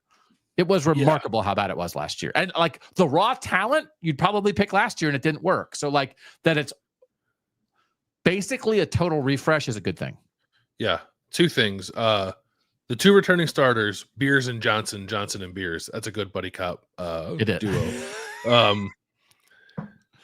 Marcellus Johnson, right? It's also a fun Friday night. It could be. The transfer from UCF we talked about when we did the big offensive line show. That guy's played a million snaps, and he's played every position. I thought that when we discussed that was one of the, again, kind of an under the radar offensive line addition that I think could work out really well for Minnesota. So I think the offensive line will be better there. Yeah, and actually I think Northwestern's offensive line is not in bad shape. Okay. Northwestern lost 2 starters to the portal. Cooper Lovelace, a guard, transferred to Colorado. Josh Thompson, a guard, transferred to LSU, and I think might not start there. The returns on Josh Thompson at LSU in spring football were not great from what I was reading. Okay. So I don't know. I mean, I'm sure he got paid a lot, but maybe he'd rather be at Northwestern. Northwestern has 2 starters back. Caleb Tiernan at left tackle is good. He was an honorable mention All Big Ten last year.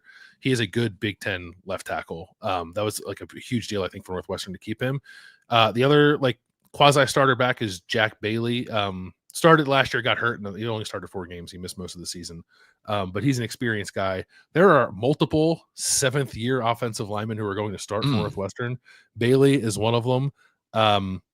Another one is a transfer from South Dakota State, Evan Burnson, who's a guard who was an second-team FCS All-American last year. Super experienced, started 38 games, knows Zach Lujan's offense. He'll be one of the starting guards. The other guard will probably be Martez Lewis, who's actually from Minnesota. Didn't start last year, but he started 2 years ago. And I don't think he's a great offensive lineman. If he was good, I think Minnesota would have kept him, obviously. But the thing that Northwestern seems to like about him is that he's at least he is the size you want in a Big Ten offensive lineman. He's 6'7", 335, and I think there's some thought at Northwestern that they were a little light on the offensive line last year. So Lewis will help them there. And then the last guy to talk about is another transfer addition, Xavier Gray from Liberty. 6'8", 340 pounds. He is the 3rd 7th-year player who will be starting on Northwestern's offensive line this year. Started his career at Akron. He's from Ohio. He transferred to Liberty. He started the last 2 years at right tackle for Liberty. Was first-team All-Conference USA last year. He's a massive human being. I watched a little bit of him when he first went into the portal. He's a pretty good run blocker because he's gigantic and he can move people. I thought he struggled a little bit pass protection-wise, but he's still an all-conference caliber player who's played a lot and is super old. So I think he'll be okay at right tackle for Northwestern. So experience at left tackle, experience at center, experience transfer at right tackle, experience transfer at right guard, and maybe like a backup caliber player playing left guard, but there's also some younger guys there who could push for that spot too. So I don't think it's a super deep offensive line, but I think the starting five could actually be fairly solid for a team that lost 2 starters to the portal. Old and big sounds like an offensive line plan. Yeah. Old and big versus Beers and Johnson. What do you got? Old and big is my Friday night. I think we're seeing things here with Northwestern where they're trying. They try to get better at quarterback. They went and got a number 1 receiver. Mm-hmm. They attacked the portal in offensive line guys. That I think this was they used the South program. Dakota State connections, right? They didn't get Mark Gronowski. Mark Gronowski went to Iowa, but they got South Dakota State's best receiver and maybe South Dakota State's like best offensive lineman that they could get in Evan Burnson. So use what you got. Yeah. And don't sit still. Because last year was not good. So this is enough change that like you got to change after the year they had last year. So like this is it's progress, but who wins offensive line? Because this is like 2 pretty big revamps and that both are relying on some important transfers. I might give a slight lean to Northwestern. Like Caleb Tiernan's the best offensive lineman on either of these teams, I think. At least in terms of guys we've seen play already. I like the transfer additions. I don't know. I think it's at least close. I might have a slight lean toward Northwestern. It's very hard. We got to see what happens at Minnesota. And I misspoke before I said Ariante Ursary was a 3rd-round pick. He was a 2nd-round pick. And there was discussion that maybe people thought he was going to be a 1st-round pick. And he was the left tackle on a line that played bad. And it's just like we still can't wrap our head around what happened at Minnesota last year. And so we've got to see it a little bit. So I like the flip-flop. You understand who they went and got in the portal, but I'm good with giving Northwestern a little edge here on the offensive line. Yeah, I think it's close. Okay. Defensive front 7, Minnesota's in good shape. They've had 5 guys in the defensive line that really played last year, and 3 are back. They lost 2 good players in Ja Joyner and Danny Strigo. They're going to be hard to replace. Strigo was a 7th-round pick. But defensive tackle, they have a guy who's back to be a 3rd-year starter in year 5 in Devin Eastern, and a guy who's back to be a 4th-year starter in year 6, Jalen Logan Redding. They were their 2 defensive tackles who played, and they're both academic all Big Ten like every year. So these are old, smart guys who care and stuck around. And if that's where you're starting at defensive tackle, sign me up. Love it. Anthony Smith played tackle and edge last year. Maybe a little more outside this year is like a strong side edge. 12th in the Big Ten last year with 11.5 tackles for loss. Led Minnesota. Year 4 guy, like could be a jump there. Like I would, if we are doing a show of like 10 guys to watch when we get closer to the season, I think Anthony Smith elevating at Minnesota is a possibility. And then we mentioned it before. Jackson Howard was the number 1 recruit in Minnesota. Went to LSU. Transferred back last year. Only played 30 snaps at LSU, only played 125 snaps at Minnesota last year. But it's your time. You're a 3rd-year guy. You were the best player in the state in high school. And there's an opportunity for him to make an impact at edge. So I like the possibilities up front, including 3 guys that you really believe in and know about. And then at linebacker, they lost Cody Lindenberg, who was the heart and soul of their defense, 7th-round pick in the NFL draft. But there are other 2 linebackers who played last year are back. Maverick Baranowski and Devin Williams. Williams started in 23, was like the 3rd guy last year, didn't start much, but he's back. So they're both real guys. And the Jeff Robertson, transfer from Oklahoma State, was a captain at Oklahoma State last year, started every game, 6th-year guy, and just feels like, Lindenberg's a stud, but they brought back 2 good guys and then went and got somebody else, like a vet, to drop in there. So those 3 guys fill in 2 linebacker spots. Like, I think that'll work. And then Mason Carrier was their 7th best recruit in last year in 2024. Maybe a young guy who could pop. But I think between the 3 guys you know about on the defensive line, a possible jump from Jackson Howard, and then 2 guys you know about at linebacker and a good veteran transfer, I think they are in a good spot front 7 defensive. Yeah, I think Northwestern's fairly solid too, at least on the defensive line. And that's reflected in the fact that Northwestern only added one defensive line transfer. Okay. Miguel Jackson, defensive tackle from Utah State, who's probably going to be like a backup. They didn't bring him in to start. They just brought him in for depth purposes. Northwestern had 6 defensive linemen play 300 snaps last year. 3 of them are back. Aiden Hubbard at defensive end is back. He was good last year. He had 6 sacks. He led the defense, I think, in total snaps played as a defensive end. And he's back. Najee Story and Michael Kilbane are both back at tackle. And then there's 2 guys who would have played huge roles last year but didn't because of injury. Carmine Bastone, incredible name, at defensive tackle, who's like a walk-on turned captain. Got back to play a little bit last year, but wasn't quite the same player he was the year before. But he should be hopefully healthy and ready to play and probably start at defensive tackle. And then Richie Haggerty is a defensive end who transferred in 2 years ago and then got hurt and missed all of last season. So there are 5 guys on the defensive line who 3 of them were part of the plan and played a lot, and 2 of them would have been, and they're all back. And among that group, the guy I did not mention is Anto Saka. Defensive end, wait, man, come on. Guy.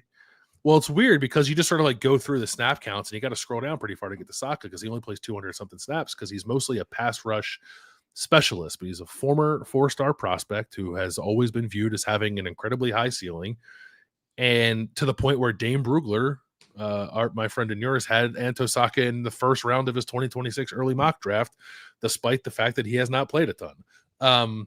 Or been super productive. It's all about traits with him. But if it comes together, like there's stuff there for Saka to be one of the better pass rushers in the Big Ten, maybe. It's just like it has to come together. It's been long enough now that it should. This is his 4th year, I think, or 3rd year. So it needs to happen. And if it does, like this goes from being, I think, an okay defensive line to potentially a very good defensive line. So I think they'll be solid, and there's like a total wild card there in Saka that can really take them to another level. Can I give you one little thing that probably means nothing, but Anto Saka is one of the 3 guys that Northwestern's taking the Big Ten Media Days in Vegas. Yes. Yeah. So is Preston Stone, for whatever that's worth. You want to know who the quarterback's going to be. Yeah. Yeah.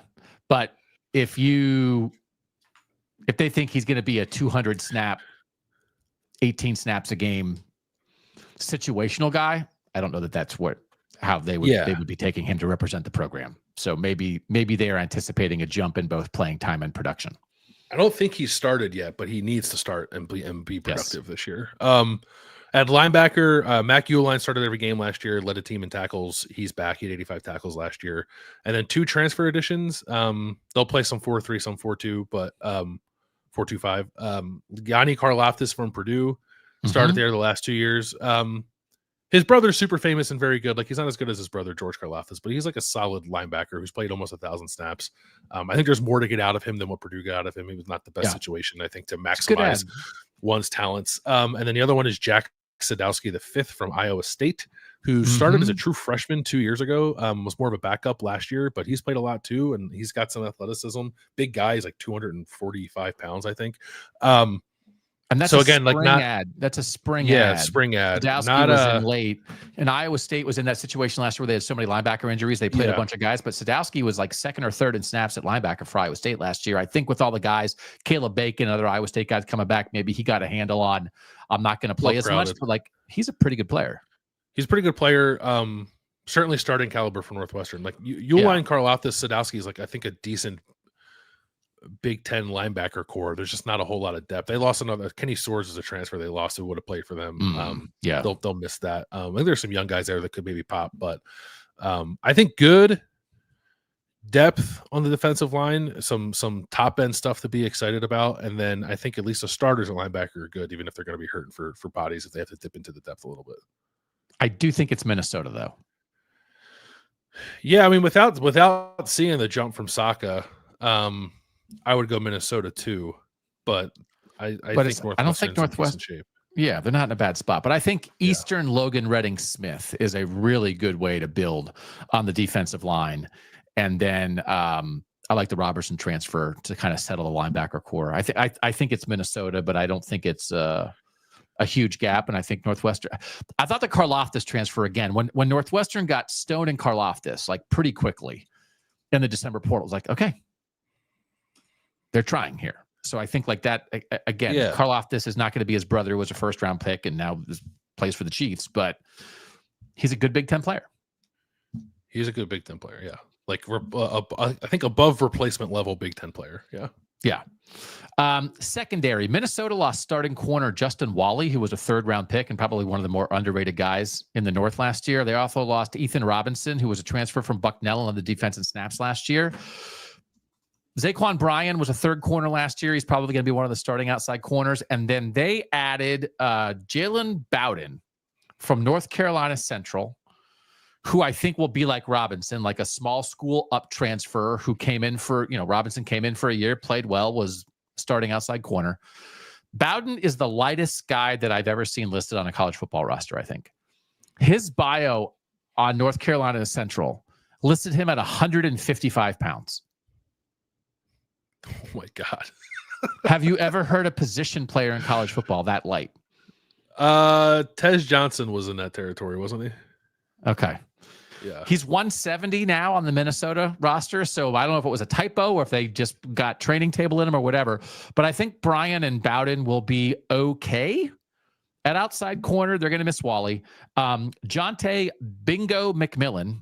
I was watching. I love when the schools do like the 90-second video of guys introducing themselves. Again, you have the players say his name. So he said, I am Jonte Bingo McMillan. I was like, if you're calling yourself Bingo, I'm going to call you Bingo. That's a tremendous name. Jack Henderson played in the slot for them last year. McMillan will probably be that guy. They also had a John Nestor from Iowa, spring portal guy. Was a backup at Iowa, but maybe was going to be in the mix this year. So they'll find someone to play in the slot. And now can we finally get to safety? Kerry Brown was a redshirt freshman last year, starting safety, quite good, had the 2nd highest PFF grade on the defense. He's back. Aiden Gosby started most of last year. He'll be back as the 3rd safety, and the 1st safety is Coy Parrish, 1st team All Big Ten. Didn't really start playing defensive snaps that mattered until week 6. He did not start at safety until week 11, and he made 1st team All Big Ten. Now, part of it is because he's a crazy returner. His actually return stats aren't huge, but he has some splash returns. But he's just a playmaker on the ball. He had a game like against USC last year. He forced a fumble coming in from a tackle on the side, just putting his helmet on the ball. And then he had the game-saving interception at the end when USC in the last play of the game threw it in the end zone, and he had like a 49-inch vertical leap to go up and get it. It's like, I want that. I want that. Like we talked about it when PJ Fleck was on the show a couple months ago. In practice, they were putting him on offense. In practice, they had the split jersey. Like, our heads are exploding over what Coy Parrish might be. But just as a good safety, he is a good safety for this defense. So I think safety is really good for Minnesota, and I think cornerback will be okay. All right. I actually think the secondary is in decent shape for Northwestern. They're a little young, but again, like, this is not Northwestern's never going to be a team that is operating in like the 20 to 30 transfer addition range. But Northwestern only added 2 players via the portal in the secondary, 1 corner and 1 safety. And one of them, or maybe both of them, were after. One of them was after spring. Okay. Lost Taron Johnson to Oregon. That sucks. He would have started a corner. I think like he probably didn't. He had a really good year 2 years ago. I think maybe it was not quite as good last year, but still like a good player. And he'll start at Oregon. It'd be nice to have him starting at Northwestern. They have Josh Fussell back. He started 8 games last year as a redshirt freshman. It was pretty good. He'll be one of the corners, and the other corner spot will either be Braden Turner, who played almost 400 snaps last year, so he's got some experience, or Fred Davis II, who's the transfer corner from Jacksonville State. This is his 4th school: Clemson, UCF, Jacksonville State, and now Northwestern. He's not been a starter all that time, but he did start for Jacksonville State last year, had a nice year. Rich Rod did try to recruit him to West Virginia, but he picked Northwestern, which I thought was interesting. I was going to say, if Rich Rod didn't want him, like, what's going on here? But right, no, yeah, that would be yeah, they did. So I think they got to figure out the other corner spot opposite Fussell, but I think they have 2 good options there with Davis and Turner. The nickel is Robert Fitzgerald, who's a 3rd-year guy who they think has a ton of upside. 46 tackles last year, again, a guy that played almost 400 snaps. And then at safety, the transfer is Dylan Tatum from Michigan State, who was a starter at Michigan State 2 years ago and then only played 1 game last year because of injury. He's reuniting here with Harlan Barnett, who's the safeties coach at Northwestern now, former defensive backs coach and interim head coach at Michigan State. And then the other safety is like a good young player, Damon Walters, who started the final 5 games last year as a redshirt freshman. He'll definitely start at the other safety spot. David Braun likes him a ton. He said like this guy has like special kind of upside. Okay. So there's like a 3-man core of Fussell at corner, Fitzgerald at nickel, and Walters at safety that are all going to be redshirt sophomores this year that I think you can actually build around for a couple of years, and then some experience around them. So like you might take some lumps because those guys are still on the younger side, but they've all played a decent amount, even being on the younger side. So I think there's a chance for the secondary to be better than it was last year, even if they technically like kind of lost the guy who was their best defensive back in Terry Johnson. Minnesota, because of Coy Parrish. It's hard to not pick Coy Parrish, but again, it's another thing where it's like you pick Minnesota, but then you look at Northwestern, you think like they're not in as bad a shape as I thought they would be. We started off by saying this is a 7.5 win total team and a 3.5 win total team, and Northwestern, you're not coming out and being like, this is a mess. This is a mess. This is a mess. Like it's like you can at least see it with Northwestern. I don't think the roster is a mess, but we'll get to the schedule. It's like the schedule's still pretty tough. Yeah. All right. Coaching. PJ Fleck entering year 9, 58-39, 33-36 in the Big Ten, made bowls 6 of 8 years, not year 1, not the COVID year, and he's 6-0 in bowls. I think 6-0 in bowls tells you something, which is some combination of you're getting underrated into your bowl slot based on how many fans you're going to bring and what people thought of your season, and your culture and your coaching has enough juice to get you to care about a bowl. Yep. And I think both those things apply to Minnesota. Underrated with some juice. So like I don't want to I think that stat means something, because if you were 0-6 in bowls, we'd talk about that too. Right? Yeah, I think so. Yeah. PJ Fleck needs 6 wins to tie Glenn Mason for 4th all time in Minnesota history. There's some old guys there who won, more than 100 games. It's not impossible for PJ Fleck to wind up as the winningest coach in Minnesota history. But the thing I want to talk about most with the coaching staff, Corey Heatherman, defensive coordinator last year, 1-year coordinator, stolen by Miami. He made $850,000 last year at Minnesota. They were going to bump him to over $1 million to try to keep him. Miami's a private school, so the numbers aren't out there, but there are reports that Miami made a big offer, like paid him to go get him. They had lost Joe Rossi the year before to Michigan State after Rossi. So PJ Fleck, when he started at Minnesota, had a defensive coordinator named Rob Smith. It wasn't going well. He fired him in the middle of year 2, and he had been with Rob Smith for a while, and promoted Joe Rossi to the interim. And then Rossi was good in 18 to finish out that year, and then kept the job for 5 years. So when that was, you like that move by Jonathan Smith to steal Joe Rossi away from Minnesota 2 years ago, right? Yeah, Rossi is one of the best defense coordinators in the Big Ten. He was making 1.1 at Minnesota. Michigan State paid him 1.5. USA Today reported that Minnesota has the lowest assistant pool for salary in the Big Ten. So PJ Fleck is fighting an uphill battle here. He's getting good coaches and having them stolen away. So he promoted Danny Collins, who at 32 years old is going to be one of the youngest play callers in the P4, the new defensive coordinator. He started off as a student assistant at Western Michigan. I don't think he played football in college. But PJ Fleck came when he was a senior, and he's just one of those guys. He slept in a storage closet and was like, I want to work for this guy. He's been with PJ Fleck the whole time. He's worked his way up to now be promoted here. And this reminds me, he's hired some outside, like Rossi worked, but he hired Corey Heatherman away from Rutgers to be a 1-year coordinator, and then you lost him right away. So what is your natural reaction to that? Is to go internal. And the same thing happened at Kansas. Kansas hired Jeff Grimes from Baylor to be the offensive coordinator. He left for Wisconsin, and they replaced him with Jeff Zabrowski, who was on the staff before when they hired Jeff Grimes. Well, Danny Collins was on the staff before when they hired Corey Heatherman. It's like, well, I could have hired this guy before, and you didn't. It's like, okay, but now you're turning inward because you feel burned. And also you're fighting an uphill battle on money. So this is a big swing, but I completely get it. And Danny Collins and PJ Fleck are like brothers by now. So this is a very big one to watch. 32 years old, has never called it before. And he's going to be Minnesota's defensive coordinator. And Minnesota usually plays pretty darn good defense. So I'm very curious how this goes. If you're in a position where your options are, we're cash strapped to the point where I probably can't get better than an experienced but average defensive coordinator who's had multiple jobs and just kind of gone through the churn. Or I can turn to an inexperienced guy who's going to be cheaper, but I think has a ton of upside. Like I'm going that way every time. Like I would much rather take the swing than take the recycled, like whatever version of that you can afford. Like kind of some like guy who was the defensive coordinator at Tennessee in 1997 and has been fired 6 times since then. Yeah, I don't. But has a broader resume. Yeah, Which would be like if he brought Rob Smith back. Yeah, who's going to be the DC at Rutgers this year for like the 5th time. Oh, yeah, that's the Rob Smith. The Rob Smith that PJ Fleck fired in 18 is the guy who's now the DC at Rutgers. Yeah. Oh, yeah. We like this better. So I'm just saying, like, it's an uphill battle, but PJ Fleck's a real dude. And there was a time when I think people questioned whether PJ Fleck's a real dude.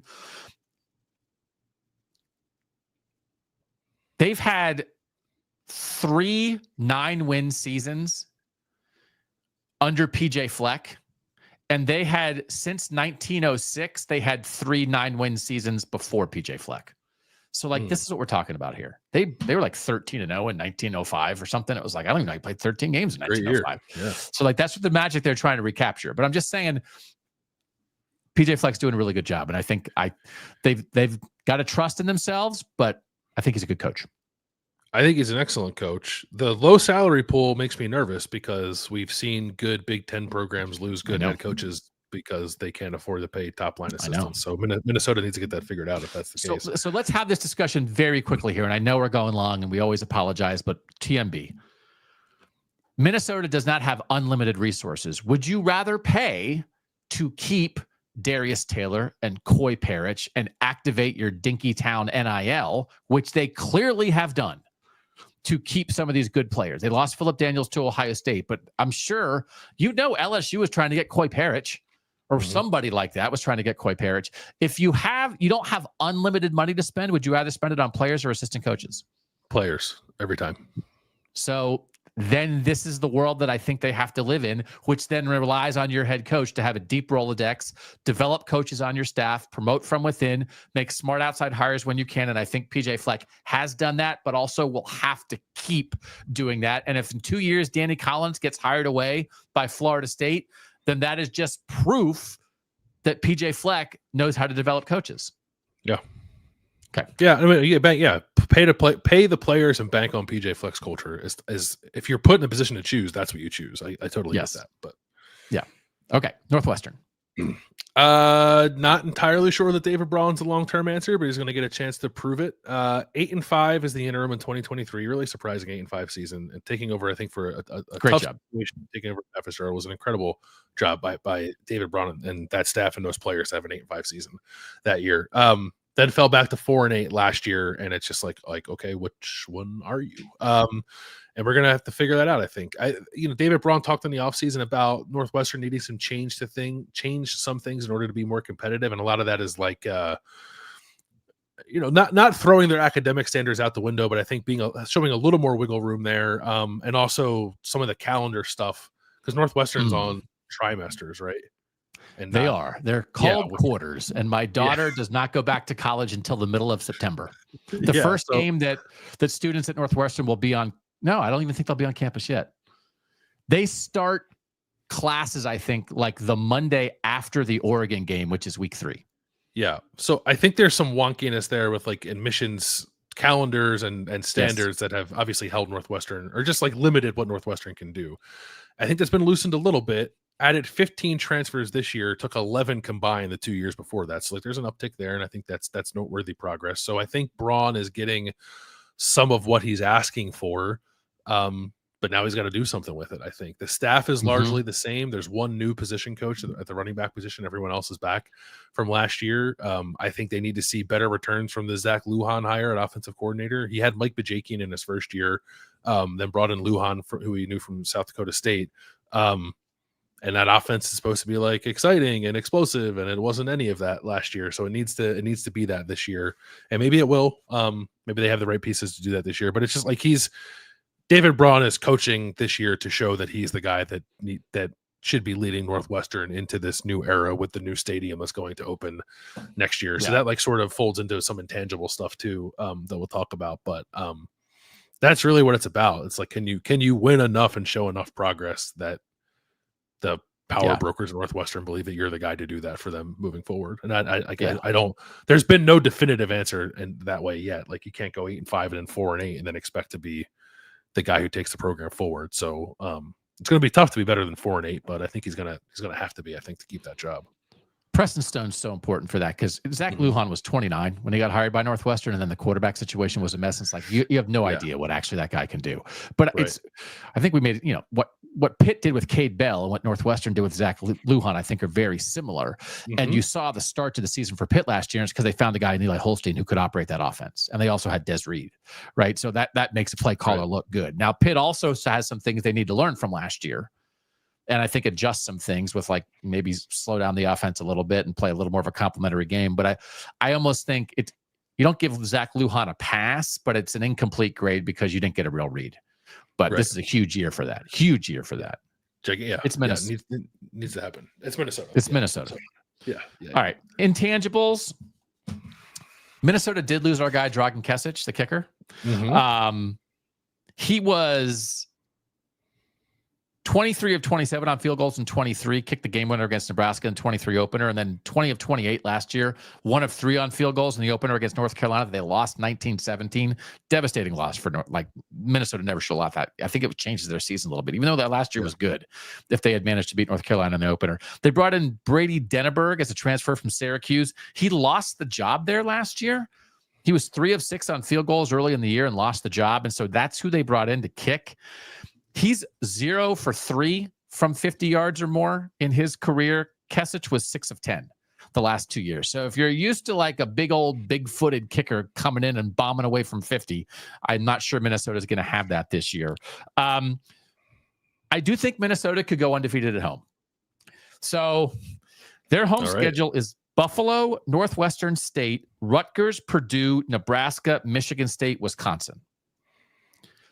They are at, among others, Ohio State, Iowa, and Oregon. This could remind you a little bit of Washington's season last year, where they were like 2 different teams, road and home.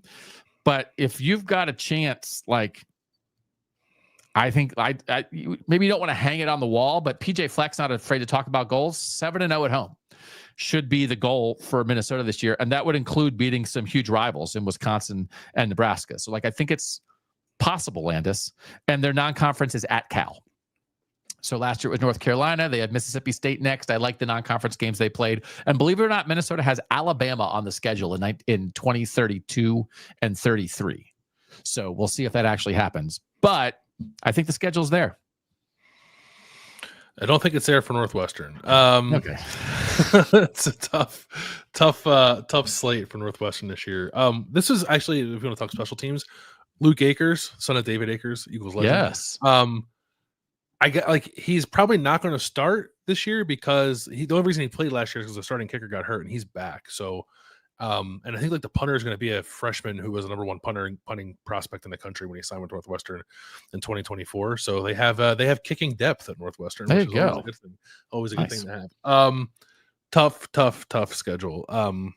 Back at the temporary Lakefront Stadium, they played 5 games there last year. They went 2-3. They play 5 games there this year. They're playing Oregon there, which I thought was gonna be like the most interesting thing in all this. Like, if they're gonna play like a monster team in this stadium, and like what might happen. Big noon. So big noon and big 11 a.m. on the Lake Central Time against Oregon. So the 5 games they're gonna play at the temporary stadium are Western Illinois, Oregon, UCLA, ULM, and another non-conference game, and Purdue. You're going to play Michigan and Minnesota at Wrigley Field. Road games against Tulane in the opener, which is like an interesting, I think. Tulane is favored to win the American. They are, yes. Possibly with Brendan Sullivan as quarterback, but probably not Brendan Sullivan a quarterback. Tulane brought in 3 transfer quarterbacks, and Sullivan was late. And the guy they brought in from Ball State, I think it is like a second-year guy who's pretty good, so I think he'll start. But the road games are Tulane, Penn State, Nebraska, USC, and Illinois. I'm not sure Northwestern's going to win any of those games. Tulane, maybe. The others, I don't think so. Makes me want to look here. Do you know the line on the opener? I didn't look to see if there was. I'm going to look. No.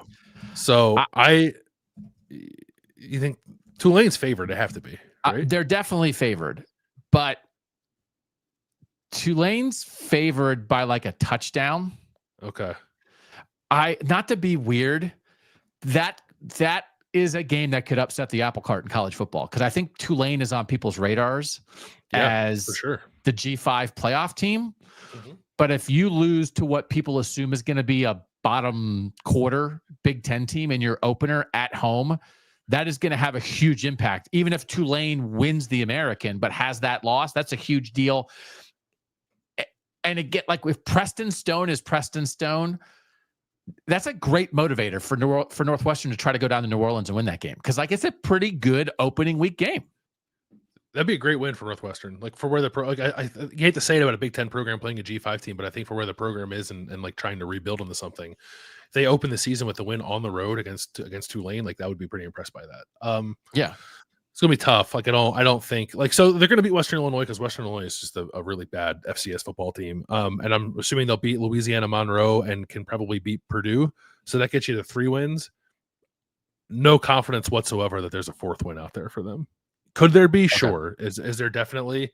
It's hard to say. And if you look at like the FanDuel odds of teams with the best odds to win the Big Ten, of the top 8 teams, Northwestern plays 6 and 4 of them are on the road. So they did not get any breaks with the schedule this year. So I think David Braun probably has to win more than 4 games to keep his job, and I don't know that that's going to happen because the schedule's so tough. I was looking at the win totals for G5 teams. No, Purdue is 2.5. We talked about the other day. Mm-hmm. And then Northwestern is one of 3 teams at 3.5. I know Mississippi State was 1, and I can't find my list, but like that's the expectations are that low for Northwestern. Yeah. They are expected to be one of the 4 worst teams in the Power 4.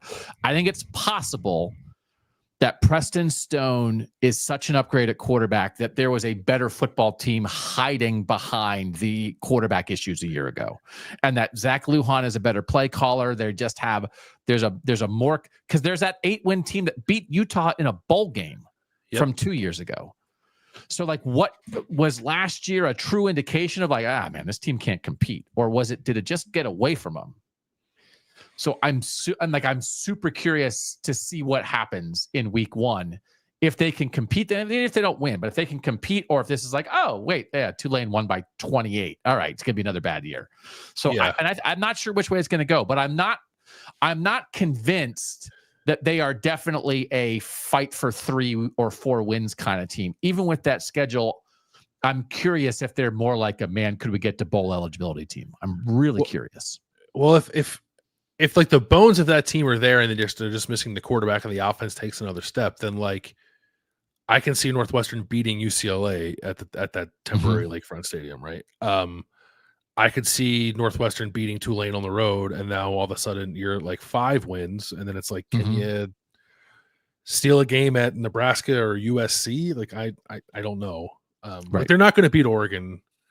They're not going to beat Penn State. I don't think they're going to beat Illinois. And I don't think they're going to win either of the games against Michigan or Minnesota at Wrigley, but I guess like that's a weird game and a weird environment. Maybe they could. So I think the ceiling is like 6 wins. Yeah. But it's not unattainable if Preston Stone is good. But I do think the intangibles go to Minnesota. They have, the schedule just sets up much better for them. And there's a pressure on Northwestern that doesn't exist at Minnesota. So why don't we give quarterback to Northwestern? Because their guy is a little bit older. Sure. Okay. And that will lead us to quarterback Northwestern, skill players Minnesota, offensive line Northwestern, defensive front 7 and secondary both to Minnesota, coaching to Minnesota, and intangibles and schedule to Minnesota. It's a 5-2 Minnesota edge. It kind of wasn't a fair fight. Who would you rather be in 2025? It's the Minnesota Golden Gophers. But is Northwestern perhaps more competitive than you assumed before you started your research? Yeah, I think even if if they're struggling to get to 5-6 wins, they'll be a tougher out, I think, than they were last year. Yeah. Which is like, what do fans care about that? Maybe nothing, but I think I said to you before we started, like, I expected to go through this and look at this roster and be like, this is a disaster. I actually don't think it's a disaster. I think it's better than you anticipate, but the schedule still is pretty tough. And we are so deep into this discussion that Kevin just chimed in. I want to see Ohio State travel to the Swamp sometime in a night game. So do I. Great. That would be great. Like, I hope that, and Tony Petitti was on with Joel Klatt. We'd love to have Tony Petitti on. We'll work to get him on when we go to Big Ten Media Days. very, like, again, finally out there. And I think like us and other people yelling about the Big Ten commissioner not saying anything the whole offseason, they got him out there. I don't think it's coincidental. Making the point that if you have the auto bids, then you open up non-conference scheduling. And if you don't have auto bids and you don't trust the committee and you don't trust SEC scheduling and all these things, then you're less likely. I think there's the threat of losing these great non-conference games. So having great non-conference games, that's going to be one of the things that continues. That's a discussion point through this season. But also a discussion point is hot dogs and streaming shows. So we'll do that next. What you watching, what you eating, what you thinking on Kings of the North.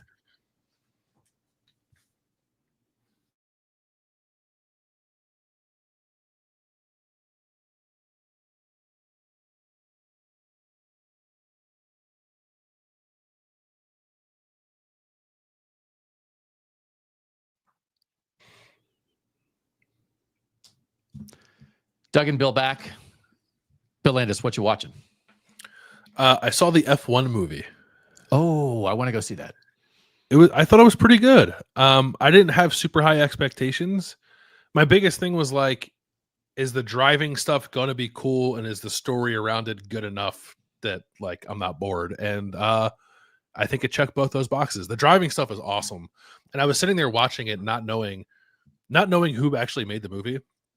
I was sitting there watching it thinking like, this reminds me of like Top Gun, but on the ground. And then I went and looked after the movie, and it was like the director who directed the F1 movie directed Top Gun Maverick, and like Jerry Bruckheimer is the producer. And it's like, clearly had a ton of money behind it, and it helped a ton that like F1 was involved.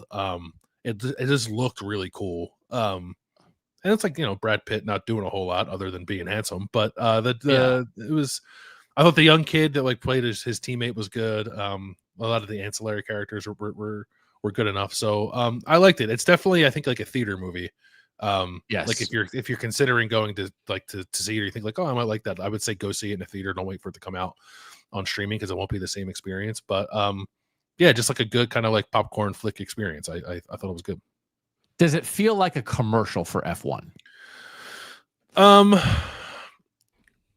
No, I would say less that. I actually thought so. Like I don't watch a ton of F1. I watch it a little bit. I thought they did a pretty good job of sort of like explaining what F1 is and how it works if you are someone who's totally unfamiliar with it. So like in that way, I guess, but it wasn't like, I didn't feel like I was being bombarded with like, you need to check out F1 every Sunday morning on ESPN kind of thing. And I also like too, so like the like a bunch of the real drivers, Lewis Hamilton like helped produce the movie, but a bunch of the real drivers are in the movie, but they're just like in the background. They don't like make the drivers act, which is like, I think can actually derail something like that. So they made like one or two of the team principals say a line in the movie, but otherwise like they didn't really make the drivers do anything other than just be sort of background setting, which I actually thought helped the movie. Okay. Like that one time on Ted Lasso, they had that Pep guy on and they gave him some lines. Pep. Yeah. No, it wasn't. Yeah, no, it wasn't. You didn't have to watch Max Verstappen labor through. Because it always makes me a little nervous, like when you get cooperation from a group like that. Well, if you don't get cooperation, you're not going to get the cool cameras on the cars. Because I think I was listening to another podcast about it. They filmed with real cameras on real cars for like 3 years. So you have on to the real tracks with like, But then are you kissing butt the whole time? Like, is Brad Pitt just like walking out like, man, being an F1 driver is the best. Everyone should watch this sport. So if like you got cooperation without having to kiss butt the whole time, then I'm all for it. Yeah, I don't think I did not feel that way. Come away from it. I came away from it thinking like this was like a solid sports movie with like really well done like action racing scenes. Yeah, old, handsome, famous actor in a thing that moves fast. Box office magic. Yeah. So the bear is back. And the bear still wants us to believe that the possibility that a restaurant might close is the worst thing that could ever happen to humanity. And I like season 3 of The Bear was up so far up its own butt that you couldn't even see it. And I've watched 2 episodes in episode 4 so far. They all dropped it once. And it's still there. It's still pretty far up there. I'm literally watching the main character tweeze garnish onto a plate. And the dramatic conflict of the show is, will he tweeze garnish effectively enough for the restaurant to survive? And they want you to feel like it's a war. Like, oh my God, what if this restaurant closes? Like, I don't know, 75% of restaurants close. Everybody who works here will go get a job in a different restaurant. Tweeze faster, Carmi. Tweeze faster. I just can't. I can't care that much about like whether the restaurant's going to close. I'm sorry. I can't. Chili's is going to open right down the street. It'll be fine. What's going to happen? Everyone will get new jobs and everyone will go eat somewhere else. But I left it after season 1. I left it after season 1. You're okay. You can stay out. Yeah. We had a family staycation over the weekend. It was themed around our dog. I made an itinerary. We made a brochure. We had a fun tracker for all the events that we did. Nice. And one of the things was watch a dog movie the one night. And I assume my family would pick a sad dog movie, right? Mm-hmm. And instead, not me, they picked Strays. We're going back to Strays. I thought you were going to say they picked Cujo. They didn't want the dog to die. Everyone. The dog kills everyone else. They picked the swearing dog movie that is one of the great feats of our time. If you have not seen Strays, it is spectacular. I do think it's okay for children to watch, but the dogs do say the F words a lot. And I double checked this. Somehow there's a Wikipedia list of how many times is the F word said in movies. It is certainly an unofficial list. But just to put Strays in context, this list, Wolf of Wall Street is near the top. Guess how many times, according to Wikipedia, they say the F word in Wolf of Wall Street? 700. Good guess. 569. Honora, which just won the Best Picture Oscar in February, 479. Goodfellas, 300. Reservoir Dogs, 269. Pulp Fiction, 265. Really, Quentin Tarantino and Martin Scorsese just have filthy mouths. Yeah. Superbad, 200. So I want you to guess how many times they say the F word in Strays. 184. 180. You are excellent at this. God, one of your great talents is guessing F words in a movie. So all I'm saying is, if you go in with the right attitude, you may initially be put off by dogs saying the F word, but then you can just say to your spouse or say to your children, just say, it's not as bad as Wolf of Wall Street. Yeah. Honora won an Oscar saying it 3 times as much. So why don't we all chill out and just enjoy Jamie Foxx and Will Ferrell saying the F word as dogs? Because it is, other than the F words, and there's a part about maybe a dog trying to bite off a guy's something in beers. Like, other than that, it is a wonderful I will say this about Strays. Other than the F-bombs and the crotch violence, it is a wonderful family movie. All right. So just open your mind. I've said it before, and I'll never stop saying it. And my goal is to have the writer that I can watch it. Yeah, I think it's on HBO. Maybe I think it's on HBO. I'll check it out. You still never seen it? No. Yeah, because it's definitely. I mean, like we also had like some of the dog buddies movies on, Space Buddies, like other kind of like they're the dogs that talk, like the little puppies that talk. They did a whole like the Indiana Jones one. And that if you're an adult with a certain way of viewing things, you watch those little buddies puppy movies where the dogs are talking, and you think to yourself, "Man, it'd be funny if these dogs swore." And then someone just thought that and then did it. And God bless them. Yeah, love that. What are you eating? Something that we made in the house. I like, we don't do it a lot, but whenever you can nail like something you really enjoy ordering out or going out to eat at a restaurant, then you make it at home and you actually make it well. There are a few achievements in life that outrank that. So we were kind of craving some shawarma, some chicken and a pita with vegetables, and so we made it ourselves. I mean, there was really like easy recipe we found on Instagram or somewhere, I don't know. But I was just happy that we were able to make a reasonable facsimile of what we would have found at whatever local Greek establishment or whatever Middle Eastern establishment we would have went to get this. And it was only like 4 or 5 ingredients. It was like pretty easy. I'm not a super advanced chef. I do okay, I guess. But to make something like that tasted good, tasted like we got it from a place that does it the best, and for it to be rather simple, which was just like chopping onion, chopping peppers.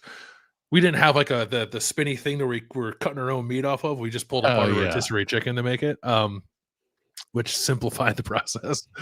I was pleased. I was pleased with the meal and pleased with what we accomplished in getting it done. So I wanted to pat myself on the back for what you eaten. I can see you getting there for like your 20-year anniversary or something. I could see you and your wife buying each other the spinny meat thing where you can saw the meat off when you're making the shawarma. Yeah, that someday. I mean, if my wife loves me, she'll know that that's the way to my heart. Eventually, give me a spinning tube of meat in my house that I can just shave off steak or chicken anytime I want. Yeah, and just like you're walking to the TV and you're like, let me shave a piece of meat off here in my way. Just walking by the kitchen, shaving off meat. Right. Mike, can we show my photo for my eating? I sent a photo. Chester's puff corn. Can there be an ingredient in a food that is air? Because I love these things. I am addicted to them on road trips. It is very difficult for me not to eat the whole bag because they are so light and fluffy. They are a wonderful cheese flavor, but they melt in your mouth. And I don't know how you make a food that has air in it. But these are so good. But they are so the opposite of filling. It's like you don't even realize you're eating them. Yeah. And puff. Puff is a dangerous word in snacks. I would both advise you to enjoy the puff, but also beware of the puff. Because the puff does not fill you up, Landis. It doesn't, but it is nice. It's a nice, again, we talk a lot about food vessels here. It's a good way to get the flavor without stuffing yourself. I like that. Yeah. Well, I like puff chips. Yeah. You shouldn't eat a whole bag of things. You shouldn't eat a whole bag of things.